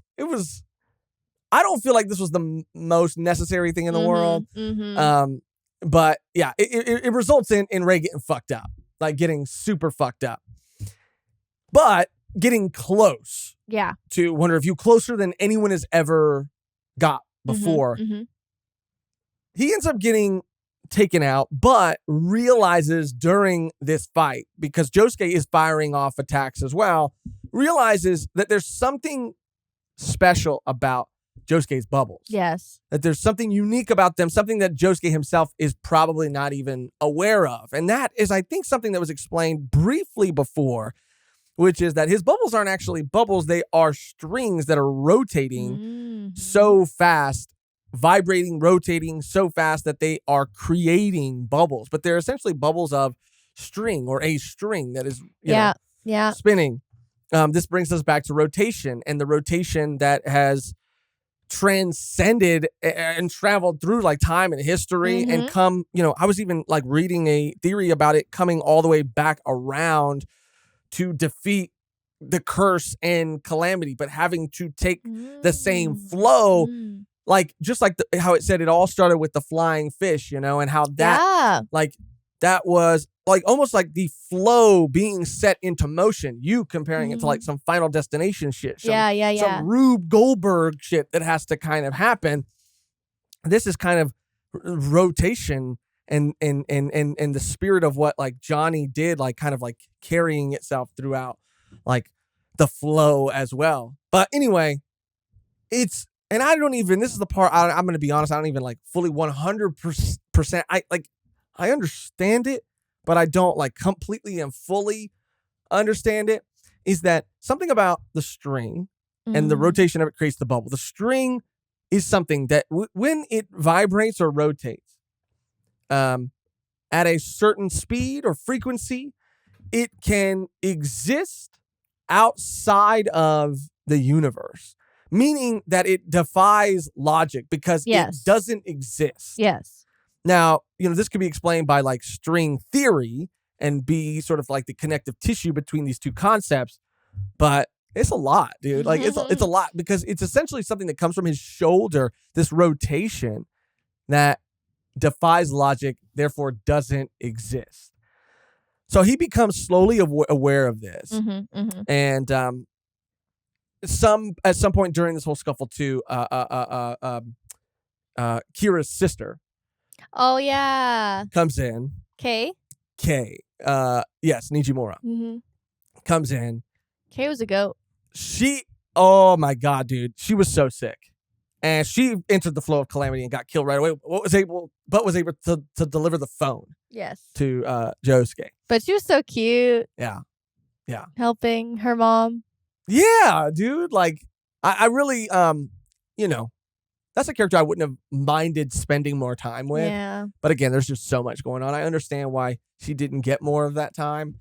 But I'm glad she popped back in at least at the end. Because there's characters that were just kind of gone that we never got to see. Like Carrera. We never get to see her again. Like, she's just gone. She's gone. So I do like that Kay pops up again, even if it is for just this like final moment. Yeah. It was really nice. Really nice to see her. And I love her character. So she delivers the phone. And because of that, Josuke is essentially able to send this go beyond bubble through Paisley Park and through the phone so that Yasuho can shoot it at Toru, who has come out of the woods. He's a physical body, obviously. Yes, and at this point they've discovered that it's a stand, that Wonder of You is the stand, and Toru is the stand user, and there was a mystery there too. And the reason that Toru's kind of like lured out of the woods is, that's when the whole Joshu shit happens. And that's in between that, I think, is when the like rock baby situation is more fleshed out. You mean the explanation of what happens with rock babies? Oh, right. What happens with them, and I think even specifically we were seeing like Toru's childhood. Yes. But it was just crazy. Like, how did you feel about that? I was just wild. I was like, this is nuts. Yeah. They're like this big, like even smaller. Yeah, he would have had to have been the size of a wasp. Yeah, I like to get on the back, and it's like a little baby on the wall. I was like, what is happening right now? And how they have to survive, and like I just read it in like a documentary, like nature documentary, like the mother leaves the child near a dead tree, and that is probably the one act of kindness she will ever give her child. I was like, on instinct alone, our rock baby dodges the stinger of the hornet and proceeds to ride it back to its nest, searching for its queen. That was good. Digging itself deeper into the queen, it assumes her identity and studies studies the social workings of the hive. That was great. We need to get the panel on page when you say that. Yeah. This was fascinating. Another way to show us how detached, again, rock humans are from humanity and how much and how close they are to like nature, I think. But really interesting concept again. Wild concept, but interesting. So all of this is culminating. All of this is happening. The whole Joshu shit too. Oh. He comes out like this man's gonna save the fucking day. Okay, I was like, oh, here we go. Like, wow, he's finally stepping up. Like towards the end of the story, like he has his moments of horrible dog shit ass takes and actions, and he does it, and then he does something else that I'm like, you guys, he might not be that bad. And I thought that was going to be one of those moments, but I was kind of sure that it was not going to end up with like him doing a dog shit thing, because we're almost at the end of the story. How could he not be redeemed at this point? Yes. Like he needs He's to be been redeemed. so close to being redeemed. Yeah. This is his moment. Yeah, this is his moment. Let's get ready. Buckle in. Yeah. And then it just takes a turn like it always does with Yasuho and these people in this world. She's too good. She's too good for this world, yeah. She's too good for this part. She's too good for this part, yeah. She needs to be the Lucy Steele. And I need to see her in part 9. I need to see her in part 9. And I need to see her get some fucking damn respect. Anyway. But yeah, bro, this man came out because, okay, I think it's around this point too, and I apologize. I mean, hopefully, you've read this part, so you know that there's a lot going on right now. But at some point during all of this too, Jobin gets taken out by the flow of Calamity that we also learn has an order of priority based on like who has most recently pursued it, I believe. Mm-hmm. But somehow Jobin. Yeah, did I say Josuke before? Jobin. Yeah, you said Jobin. Okay. Jobin gets caught up in the flow and is made priority, and I think by the something from an aerosol can gets punctured, and then it is like the pot is like thrown into him, and he is punctured by the something. Aerosol can. Yes. Yeah. The like the top of it or something. So he's like bleeding out. Yeah. And dies. And Joshu's outside like freaking out with the plant. Mm-hmm. Because at this point he thinks his dad's dead. Jobin's dead.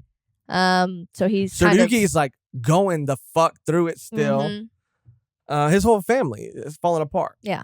And he thinks he's the one that's gonna fucking save the day. He really thought that. And he comes out, I figured it out. There's 2 Lokaka fruit on here. One could be for you and one could be for my dad. And Yasuo's trying to explain it to him. And he's like, no, I get it. I'm not a fucking idiot. Like, I understand. She's like, no, that's that new shit. That's that new Lokaka. And he's like, what? What are you talking about? Like, when the new Lokaka drop? Yeah, he's like, don't be dumb, girl. Like, eat it. And she's like, you know what? Fuck it. And she does. And she takes his arm and he freaks the fuck out. And he's like, give me my arm. Bro, this was crazy. He's like, give me my arm back. What are you gonna do? Jerk off other guys with my arm? Yeah. You better not be touching Josuke's balls with my arm. I was like, this man has problems, dude. Like, that's a very specific thought to have. And for it to be your first thought. And she's crazy. Like, what the fuck are you even, like, I don't have time for you right now. Like, this is another reason why Yasuo is a G, because she's like, I'm not giving it back. No. You gave it to me. Yeah. Why would I give it back? This is my arm. It's my skin, my nails, my finger is my arm now. Sorry. I tried to explain it to you. You said didn't want to listen, and this is the result. Yeah. And he's like, okay, then I'm going to fucking kill you. And he got all mad until Toru comes out. And then he switches up again. Like, I'm gonna help you now so that you'll fucking fall in love with me, whatever. Josu ass. But like in a way that, like, every story needs a fucking asshole. Every story needs a fucking bitch to shit on. He was one. And Josu is that character. Anyway, what we're also finding, what was like very Final Destination about this whole like moment too, is the flow causing a plane door. Mm-hmm. Or like a plane like undercarriage. It's a part of a plane. I think it was like the emergency exit door came off. It fell off and is heading right towards Yasuo. Yes. Like right towards her location. Yes. And so while this is all happening, Toru is also kind of explaining, you mentioned that we got to see his past and how he was born and came into this world. But we also got to see him throughout Yasuho's life, right? Yeah. At camp. This was, the fucking sleepaway camp, looking for a kid to fucking ask questions to. And yeah, bro. Saying he feels disillusioned, like he's looking, I don't know what path or whatever. I don't know my, like, whatever. Yeah, for sure. Cool, dude. Like, yeah, like, I need to like, go. bro, you're also like, not only are you talking to a child and you look like you're maybe at that point, like you look like you're maybe in your like 20s, which is already fucking weird. But you're a rock human, so you're probably at that point, you're probably like 60 years old, bro. No, yeah, he was old. He was 70 probably years yeah, old. Yeah, for sure. Because So he looked the same when Lucy was in Morio at the time. Bro, so he might have been like, when he was talking to Yasuo, he might have been an 80-year-old man talking to a little ass girl, like confiding in her. I mean, it was honestly real groomer activity. Like groomer shit. And yeah, like I said, he's evil for that alone. People might feel like he's not as I don't know, like he's not as evil or as out there, maybe as like a Dio or a Kira, or well, Kira's a bad example. I mean, Dio did the same shit with Poochie. Let's not get that twisted. That's true too. Dio groomed Poochie. That's 100% true. I should say like a Diavolo. You know how they're like, yes. But it's like, bro, Dio and Toru groomers. Put him in the groomer ward of the prison, dude. of the villain jail. Anyway, so yeah, she actually in that moment too is putting all of this together. I saw you. There was even a moment with Ray too where he was putting together that I think he saw his father. That's the thing about Calamity. His father kind of like stumbled onto it. It wasn't really meant for him. Yeah, stumbled onto it and then he like ruined their crops or whatever, right? Yeah. And I think Ray saw the real head of the doctor at the funeral, at his father's funeral, or maybe saw the stand at it, but I think it was that. Anyway, they're all putting all the pieces together. Point. That's the point. And it all culminates in the moment where Josuke figures out how to use soft and wet, go beyond, sends it through the phone, allowing Paisley Park to send it straight to Toru's physical body and for him to get hit just in time for the plane door to veer off course and crash into the Higashikata house, which was also pretty crazy too. Yeah. I was like, you guys better could have killed somebody else in there. Yeah, you gotta get out. This shit is fucking popping off. This shit is absolutely insane.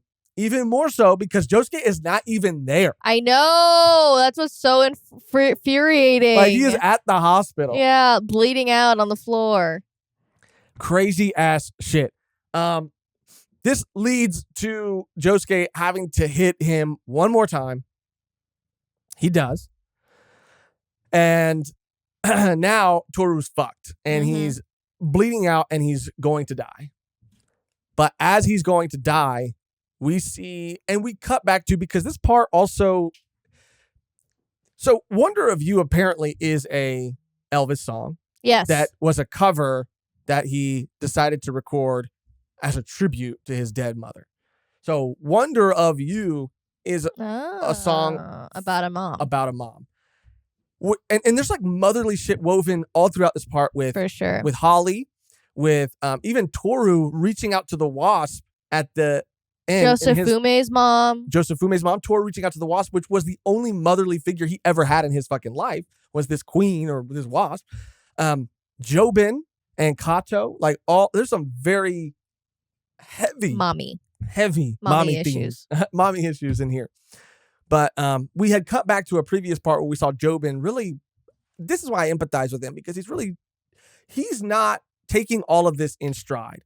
These decisions, these things are weighing on him so much that he confides in his mom. And his mom, who was there for him as a kid. And really, honestly, I'm sorry, bro. I was even harsh on Papa Higashikata in the last part, because I was like, bro, why are you like erasing her from your other children's life when all she did was like, bro, you know about this curse. And maybe, I think there was a comment on our previous video that said like, maybe he was mad that she sort of like tried to negate it She knew it was like her destiny to like fulfill this role, yet she put that onto a not an innocent child, but a child. And in his eyes, instead that's of fucked up. her, yeah. Instead of her, and like she was trying to weasel her way out of it. So, but that's not what happened. No, but she was being there for her fucking son, dude, and she that was gonna light a house on fire, like. And saying some fucking wild shit. That kid was a demon. That kid was the devil. I've never heard more foul things come out of a child's mouth in my life. Point is, I empathize with him because he was really going through it, and he, told her everything. And she said, do not tell your dad. Your dad will not fucking understand. But it was during this moment that she saw the stag beetle drink the juice because the branches kind of grew up to the second shelf, whatever. So she comes out, Kato right here. And she has the most, I think, gangster ass fucking moment at the end of all of this. Yasuo is pleading like, don't go near you can't go near him. Right. Because he's going after the little Lokaka, the other one. And she kind of scoops it up, whatever. And she has her card stand, right? And so she's basically, her whole goal is to Jobin dies without seeing his goal and his dream come to fruition at all. So she's kind of like pursuing that end, right? Anyway, it kind of all results in Toru gets the fruit, the little one, and he eats it. And so that's why he's trying to crawl closer to her so he can like touch her equivalent exchange. So between her cards, it is revealed that she has Tsurugi. And Tsurugi, she can hide things in between her cards that you can't see. And I was like, and she's giving this whole like beautiful, epic, powerful, speech, dumps like Tsurugi out of her deck of cards. And then they do. And then he's like, no. Yeah, uses the juices. Yeah. Yep. Screaming his head off. The first time we see him sweat. Oh, yeah. And the most emotion I've ever seen out of him. Yeah. Yep. I don't think I've ever seen a villain go out like that. Like, he was begging. Yeah. Everyone. Yeah. Like, no, please. He was pulling out all the stuff. He was trying to get Yasuo out. Yeah. Please. But she, gives Tsurugi the juices and transfers the curse into him. And she's like, you take on this curse. And it was powerful. It was so powerful. She is the one who frees them because of the actions and the efforts of everyone.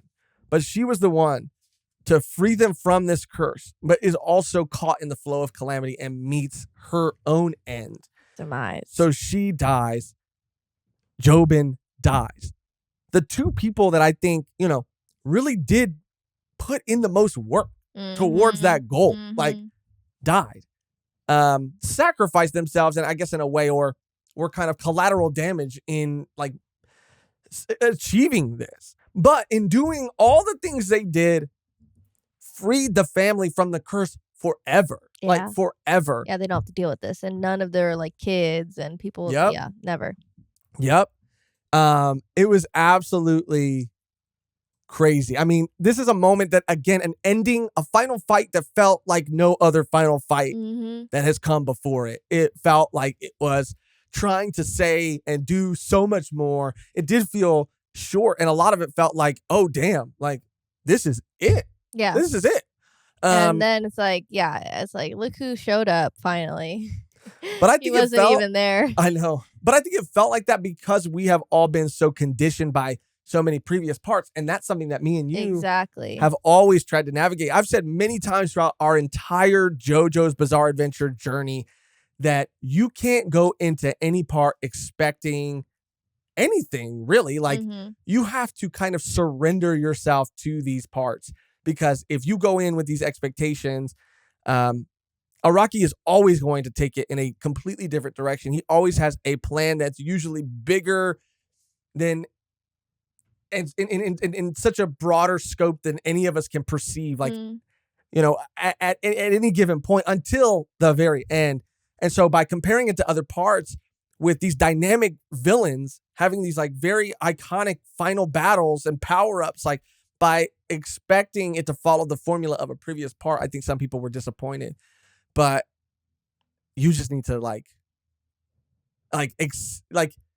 this is my own advice to myself too, and I feel like I learned this the hard way for sure, but like I just need to surrender myself to this story and what it's sort of like saying and understand it and accept it for what it is. Doesn't mean you can't still take issue with things, right? But make sure you are, and this is again, I'm saying all this for me too. I'm not telling anybody how to live, but I always try to make sure that I'm like, I am doing my absolute best to understand something, even if I don't like it, especially if I don't like it. Doing my absolute best to understand it before I make a judgment. Yeah. Which I have not always done. I mean, you can go back. Yeah, that's why I think this fight was so absolutely incredible, was because of how it was tying everything together. Yeah, and how like you said, everything. It was not.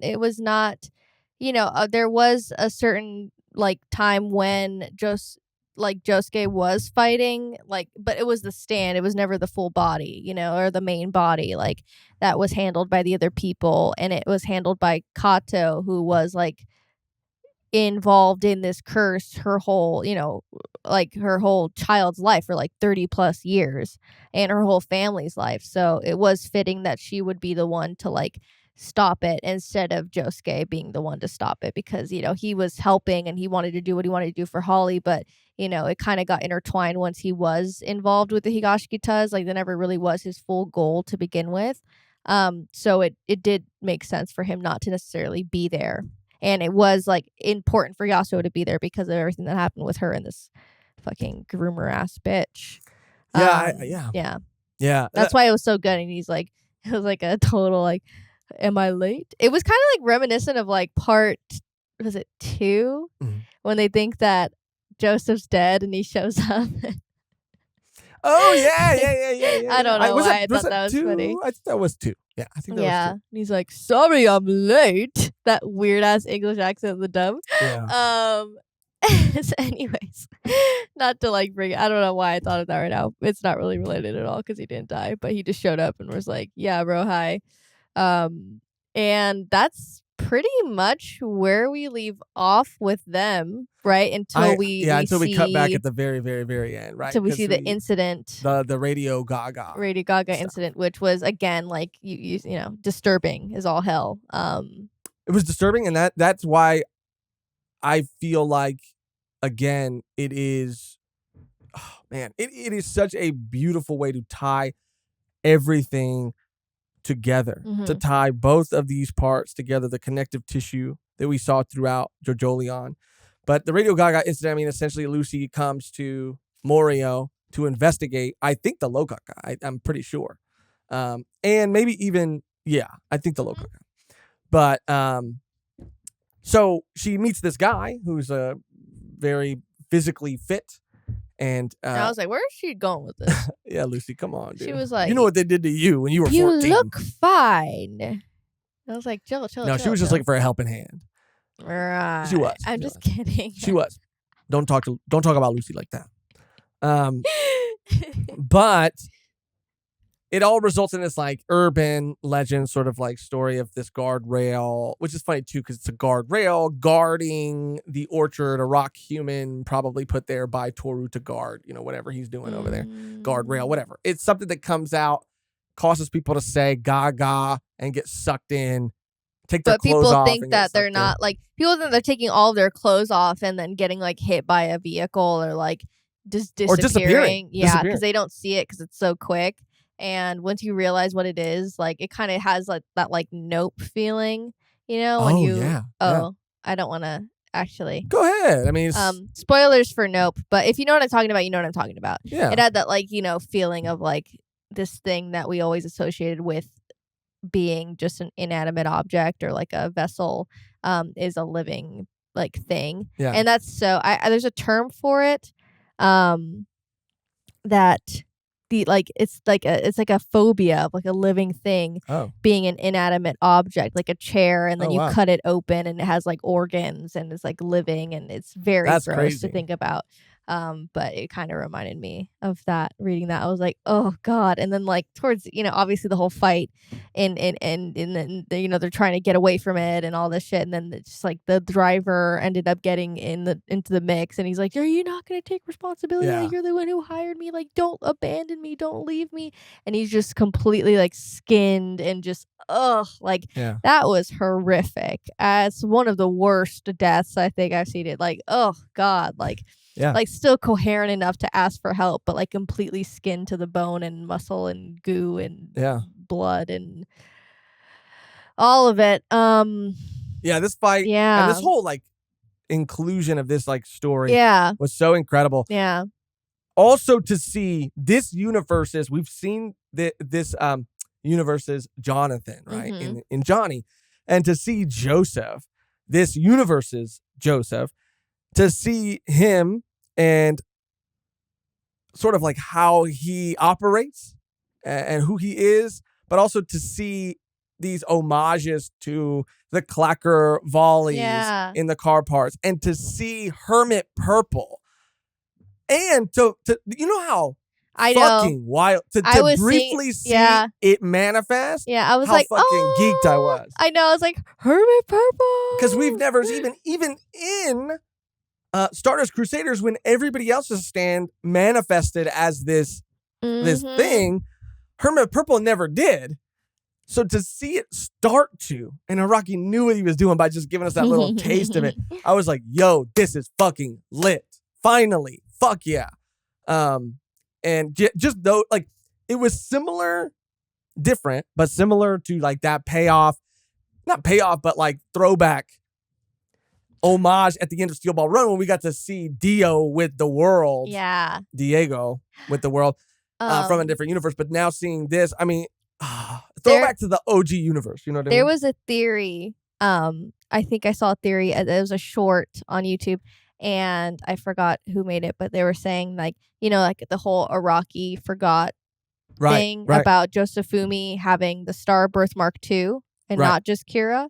People were saying that it might be canonical because instead of Joseph being the one to cheat in this universe, that he doesn't do that. Like maybe this one did cheat and had another kid. Oh. Interesting. I just don't want. I want there to be a universe. That would be funny. Maybe I didn't explain it correctly. Yeah. Because wait. Because so you're saying that because they both had birthmarks. Remember in that one panel, he has a birthmark too. Did they both, or did Joseph Fume have it and Kira didn't? I thought Kira had one. I think. Okay, there's two things I heard, and it is kind of confusing. I don't know if either are true, but I heard that in the original publication. And I'm aware that I could be wrong, that Kira didn't have one and Joseph Fume did have one.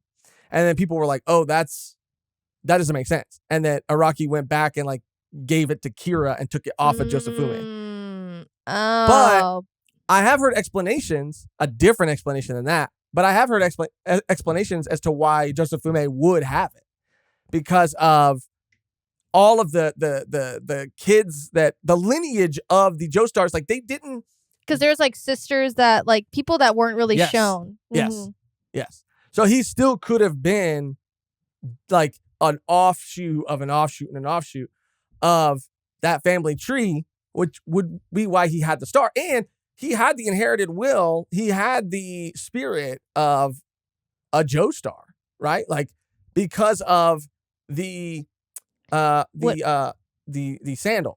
Right? Like but it would be like a situation again repeated with like what if they were half brothers or like or uncle? What was it? Josuke and Jotaro? Jotaro, yeah. Yeah, they were. I think Josuke in Stardust Crusaders was Jotaro's uncle. Yeah. What if it was something like that? Yeah.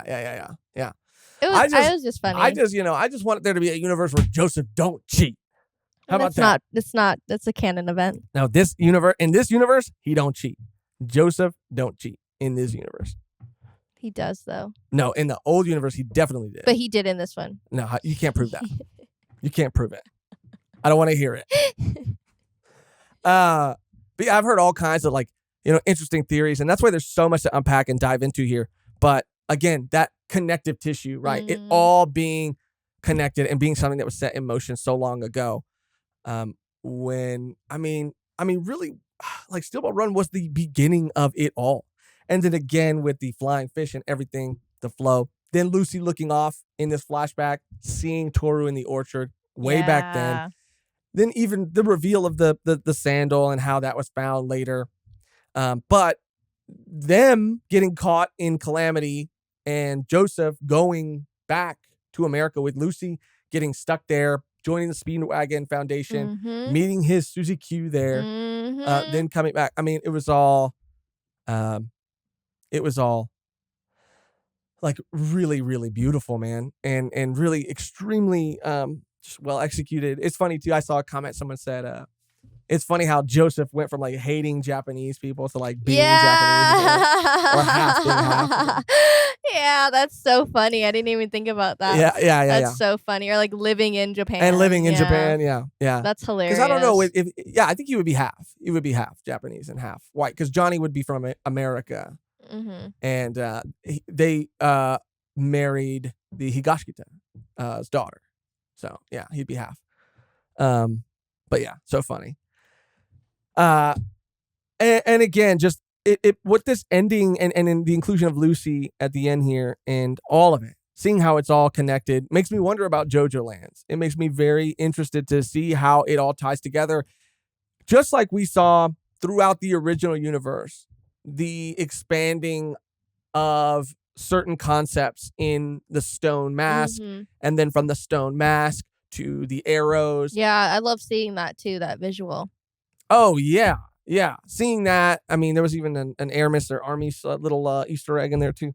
But so I wonder if this is going to be like we're creating this in this new universe, these flows, these forces of the universe, good and evil, which is so crazy. Gravity, calamity, all of these things to simplify it down to that. Not, I mean, man, like on a sort of like atomic or like just like the this is where I start to fall apart and devolve into fucking nonsense. But like that Iraqi, there was somebody who said it. And I remembered seeing it and thinking like, this is what I've always wanted to express, but I just could never really find a succinct way of like saying it. And it was, I think I even wrote it down. Like, let me see. So I guess it is just as simple as like these things, these unseen forces, like are like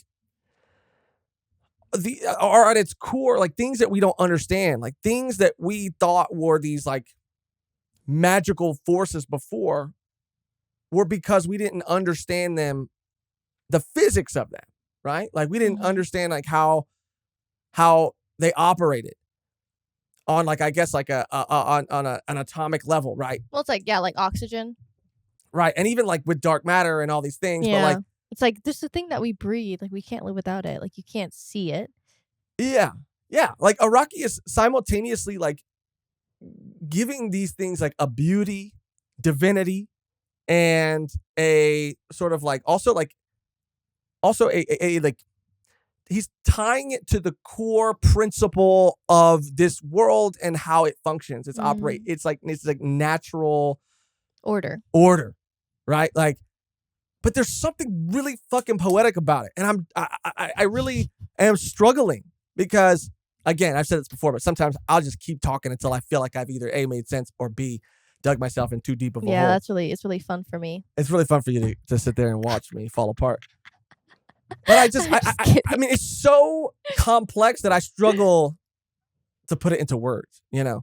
But it's just the beauty that I find in his explanation of these forces. It makes me curious about Jojolands and how these things will carry over and on if they do. Will the saint parts or the corpse parts and the idea of like saints and calamity and rotation, rock humans especially, and Lokaka, will they like be introduced in Jojolands? Will they carry on into? I mean, they have to, right? Like They don't have to. That's true. That's You true. Take my own advice. See? That's true. They don't have to. But I really imagine that they Don't will. imagine. Okay. Don't imagine anything. Okay. I'm Don't not close imagining anything. Yeah, that's what you do when you imagine. You close your eyes. Oh, you're right. Fuck. You're fucking up. I'm not imagining anything. Yeah. There you go. It just makes me so excited. This like final, not final, right? But these later parts of JoJo have been some of the most profound, thought-provoking, and just well executed stories. High concept, beautiful works of fiction I have ever fucking read. They leave me with a feeling and a way of thinking about the world that so few, if only a couple other things have ever made me feel in my entire life. Like, and I am so excited to be at a point in a place where we're going to get to go on that monthly journey. How that's going to change, like how we consume JoJo, but getting to be involved on a month-to-month basis. I'm excited. I'm excited because this is such a powerful series, and I'm so lucky to have read it and consumed it like when I did. And I mean, I'm sure you feel the same way. Yeah, exactly. I mean, yeah, it's just been such a treat. Yeah. Like it's just so enjoyable, and I am just like so blown away at how he's just able to change the story but still integrate all of the themes of JoJo in every part. And they don't seem like forced in or like it just seems so natural, and that's super hard to do with any story. And I think that Araki is just like one of the best, one of the best. And I know people get discouraged about reading JoJo.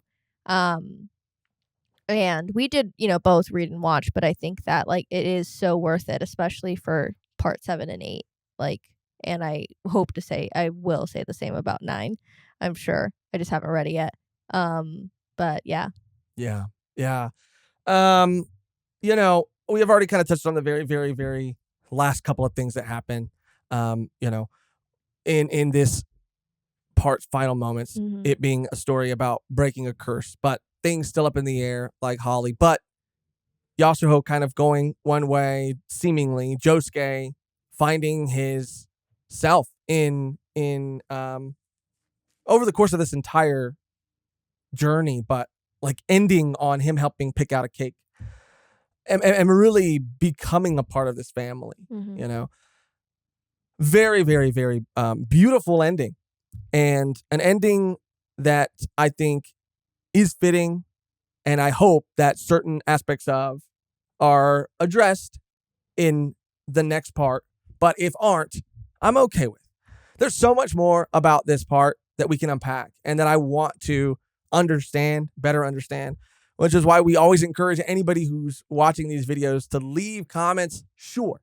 Does it help the algorithm? Yes. But does also, it help us? Like in general, like understanding things. But yes. Yes. It helps us understand things better, and hearing your thoughts as someone who's gotten to sit with it for longer, or maybe notice things that we didn't notice.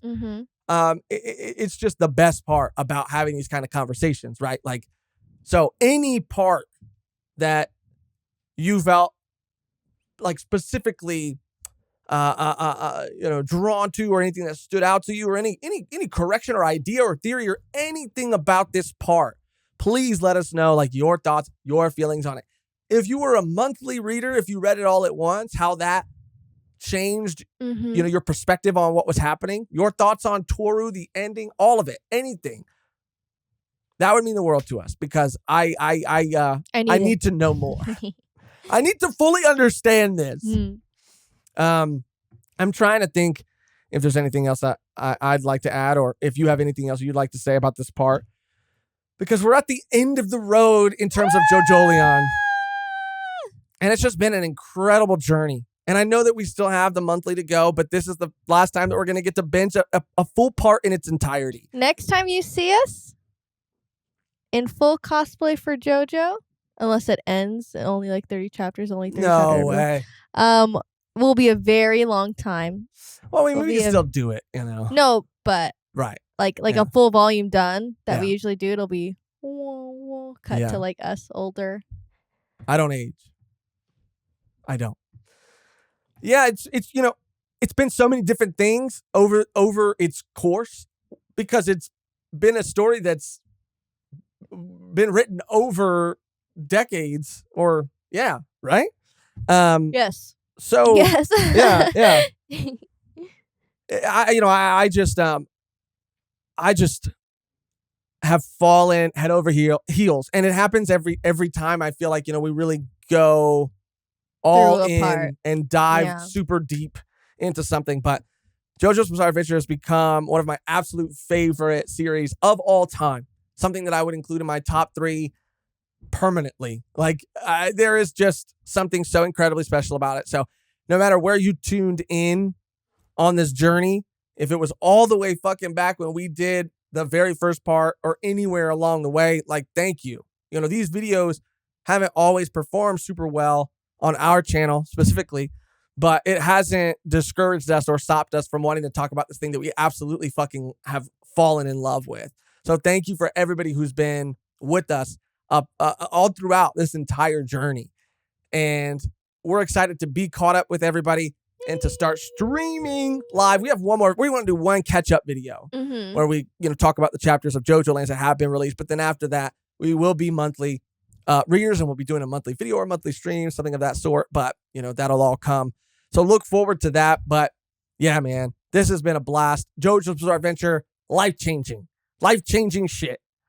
I think that's it, though. You know, I don't want to say goodbye. I'm not done.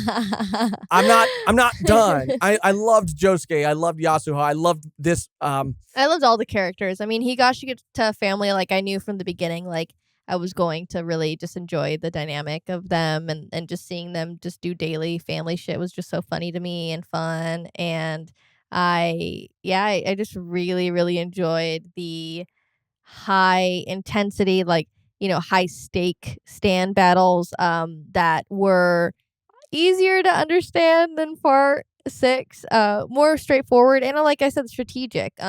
You know, a lot of them were simple but formidable. I think the most simple stands are the most, you know, like, crazy. Yeah, that's just how it seems to be. And I really enjoyed, like, pretty much all of the battles. Like, maybe there's like maybe 1 or 2 that I was like, yeah, I could do without, but all of them, like, every single one fucking slapped, fucking rocked. Yes. Like, it was awesome. I'll be honest, for me, and we kind of touched on it, it was really that, like, final rock insect, and there were a couple other, like I felt the like dog we had like rock humans, which I think were really cool, but like going deeper and like really going into like rock insects, like it was like, I guess, cool in concept, but like in execution, like especially in that last fight with Ray, like the appraiser, I really didn't I don't care for them. Yeah, I really didn't like love that. I didn't hate it, but I just didn't really love that as much as I loved everything else. Everything else about this part. But yeah, even seeing Morio again, it's all been such a treat. Man, I fucking love this part. We're gonna do another stream too eventually, where we re-rank things, stands, parts, all these things, characters. So stay tuned for that as well. But that is gonna do it for our discussion and our journey through JoJo's Bizarre Adventure, Part 8, Jojolion. I also want to say too, what a beautiful story written by Araki about Calamity while he himself was dealing with calamity that had happened in his real life, with the earthquakes that had happened around that time, around the beginning of the serialization of Jojolion. So another layer on top of like what makes this story, I think, so powerful, because it was him processing things through his art, through his writing, through his work. And that's just fucking, that's all you can hope for. right? I mean, that's a beautiful thing. So yeah, man. Anyway, the only thing that we have to do before we get out of here on our outro that's always the same and never changes is to thank our wonderful, beautiful, amazing Patreon and YouTube members. Thank all of you guys from the bottom of both of our hearts. We love you. We love you. The only reason we're able to do the things that we do is because of your support. We would not be able to do them without you. You give us the financial freedom to dedicate our time to doing full in-depth, manga reviews, anime reactions, cosplay. You have changed our lives and you continue to change our lives. So thank you again from the very bottom of our heart. But a special thank you to our V1P members, Jesse, Prevale, Tyler the Nerdy Bassist, Roland V Dub, Black Sun Series, Quattro, Miguel, Pierce O'Connor, Wombo, Nick, Tyler Wallace, Manny, Paladin Berserker Jedi, David Ramirez, and Mr. Stealing Your Waifu. Again, you guys are the fucking best, and we love all of you guys. So again, thank you, thank you, thank you. If you are not a Patreon or YouTube member and you would like to become one, all you got to do to become a Patreon member is go to patreon.com/volume1pod. All you got to do to become a YouTube member is click join somewhere next to the subscribe button on this video. That gets you access to exclusive podcast episodes, early access to other podcast episodes, and uncut, unedited, uncensored reactions. It gets you all of those things, I think, on our lowest tier at both places, too. So if that's something that's interesting or sounds interesting to you, please consider checking that out. It also genuinely helps us out and makes a difference, means the world to us. So again, if you're interested and would like to find out more, patreon.com/volume1pod, or to become a YouTube member, click join somewhere next to the subscribe button on this video. If you're not at a point or a place where you can give financially or just don't want to, it's not really your thing, that is fine too, because there are so many other things that you can do for absolutely free that mean just as much to us that Mehgan will tell you all about right now. Yes, if you have no more Lokaka to spare, Woo! all you have to do is comment, like, or even subscribe if you're not subscribed yet. It really does help us out so much, and it acts as a free tip to us and our channel. You can follow us on social medias as well, Instagram, Twitter. We have a lovely Discord community. You can go in there as well. And those are all ways you can support for absolutely free. Yes, yes, yes. Any and all ways that you show your support, we appreciate greatly.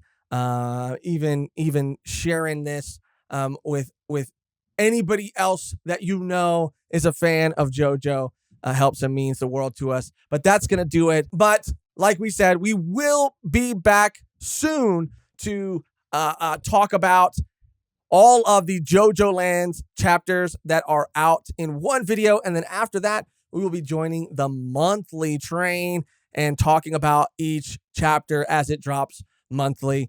It's been a wild ride. Again, thank you to everybody who's been along on this crazy journey with us. The only thing left to do now is to get out of here on our outro that is always the same and never changes, which today, Mehgan, is I'm cuckoo for Lokaka. That's good. Yeah? Yeah, that's good. No, that's good. All right. Thank you, by the way. Never get a W like that. Thank you for watching. Thank you for listening. Thank you for any and all ways that you show your support. And until next time, I'm cuckoo for Lokaka. Give me some of that Lokaka. Give me some of that Lokaka. Give me some of that Lokaka. I'm Loka for Lokaka. Oh, it was so good. Part 8 was so good.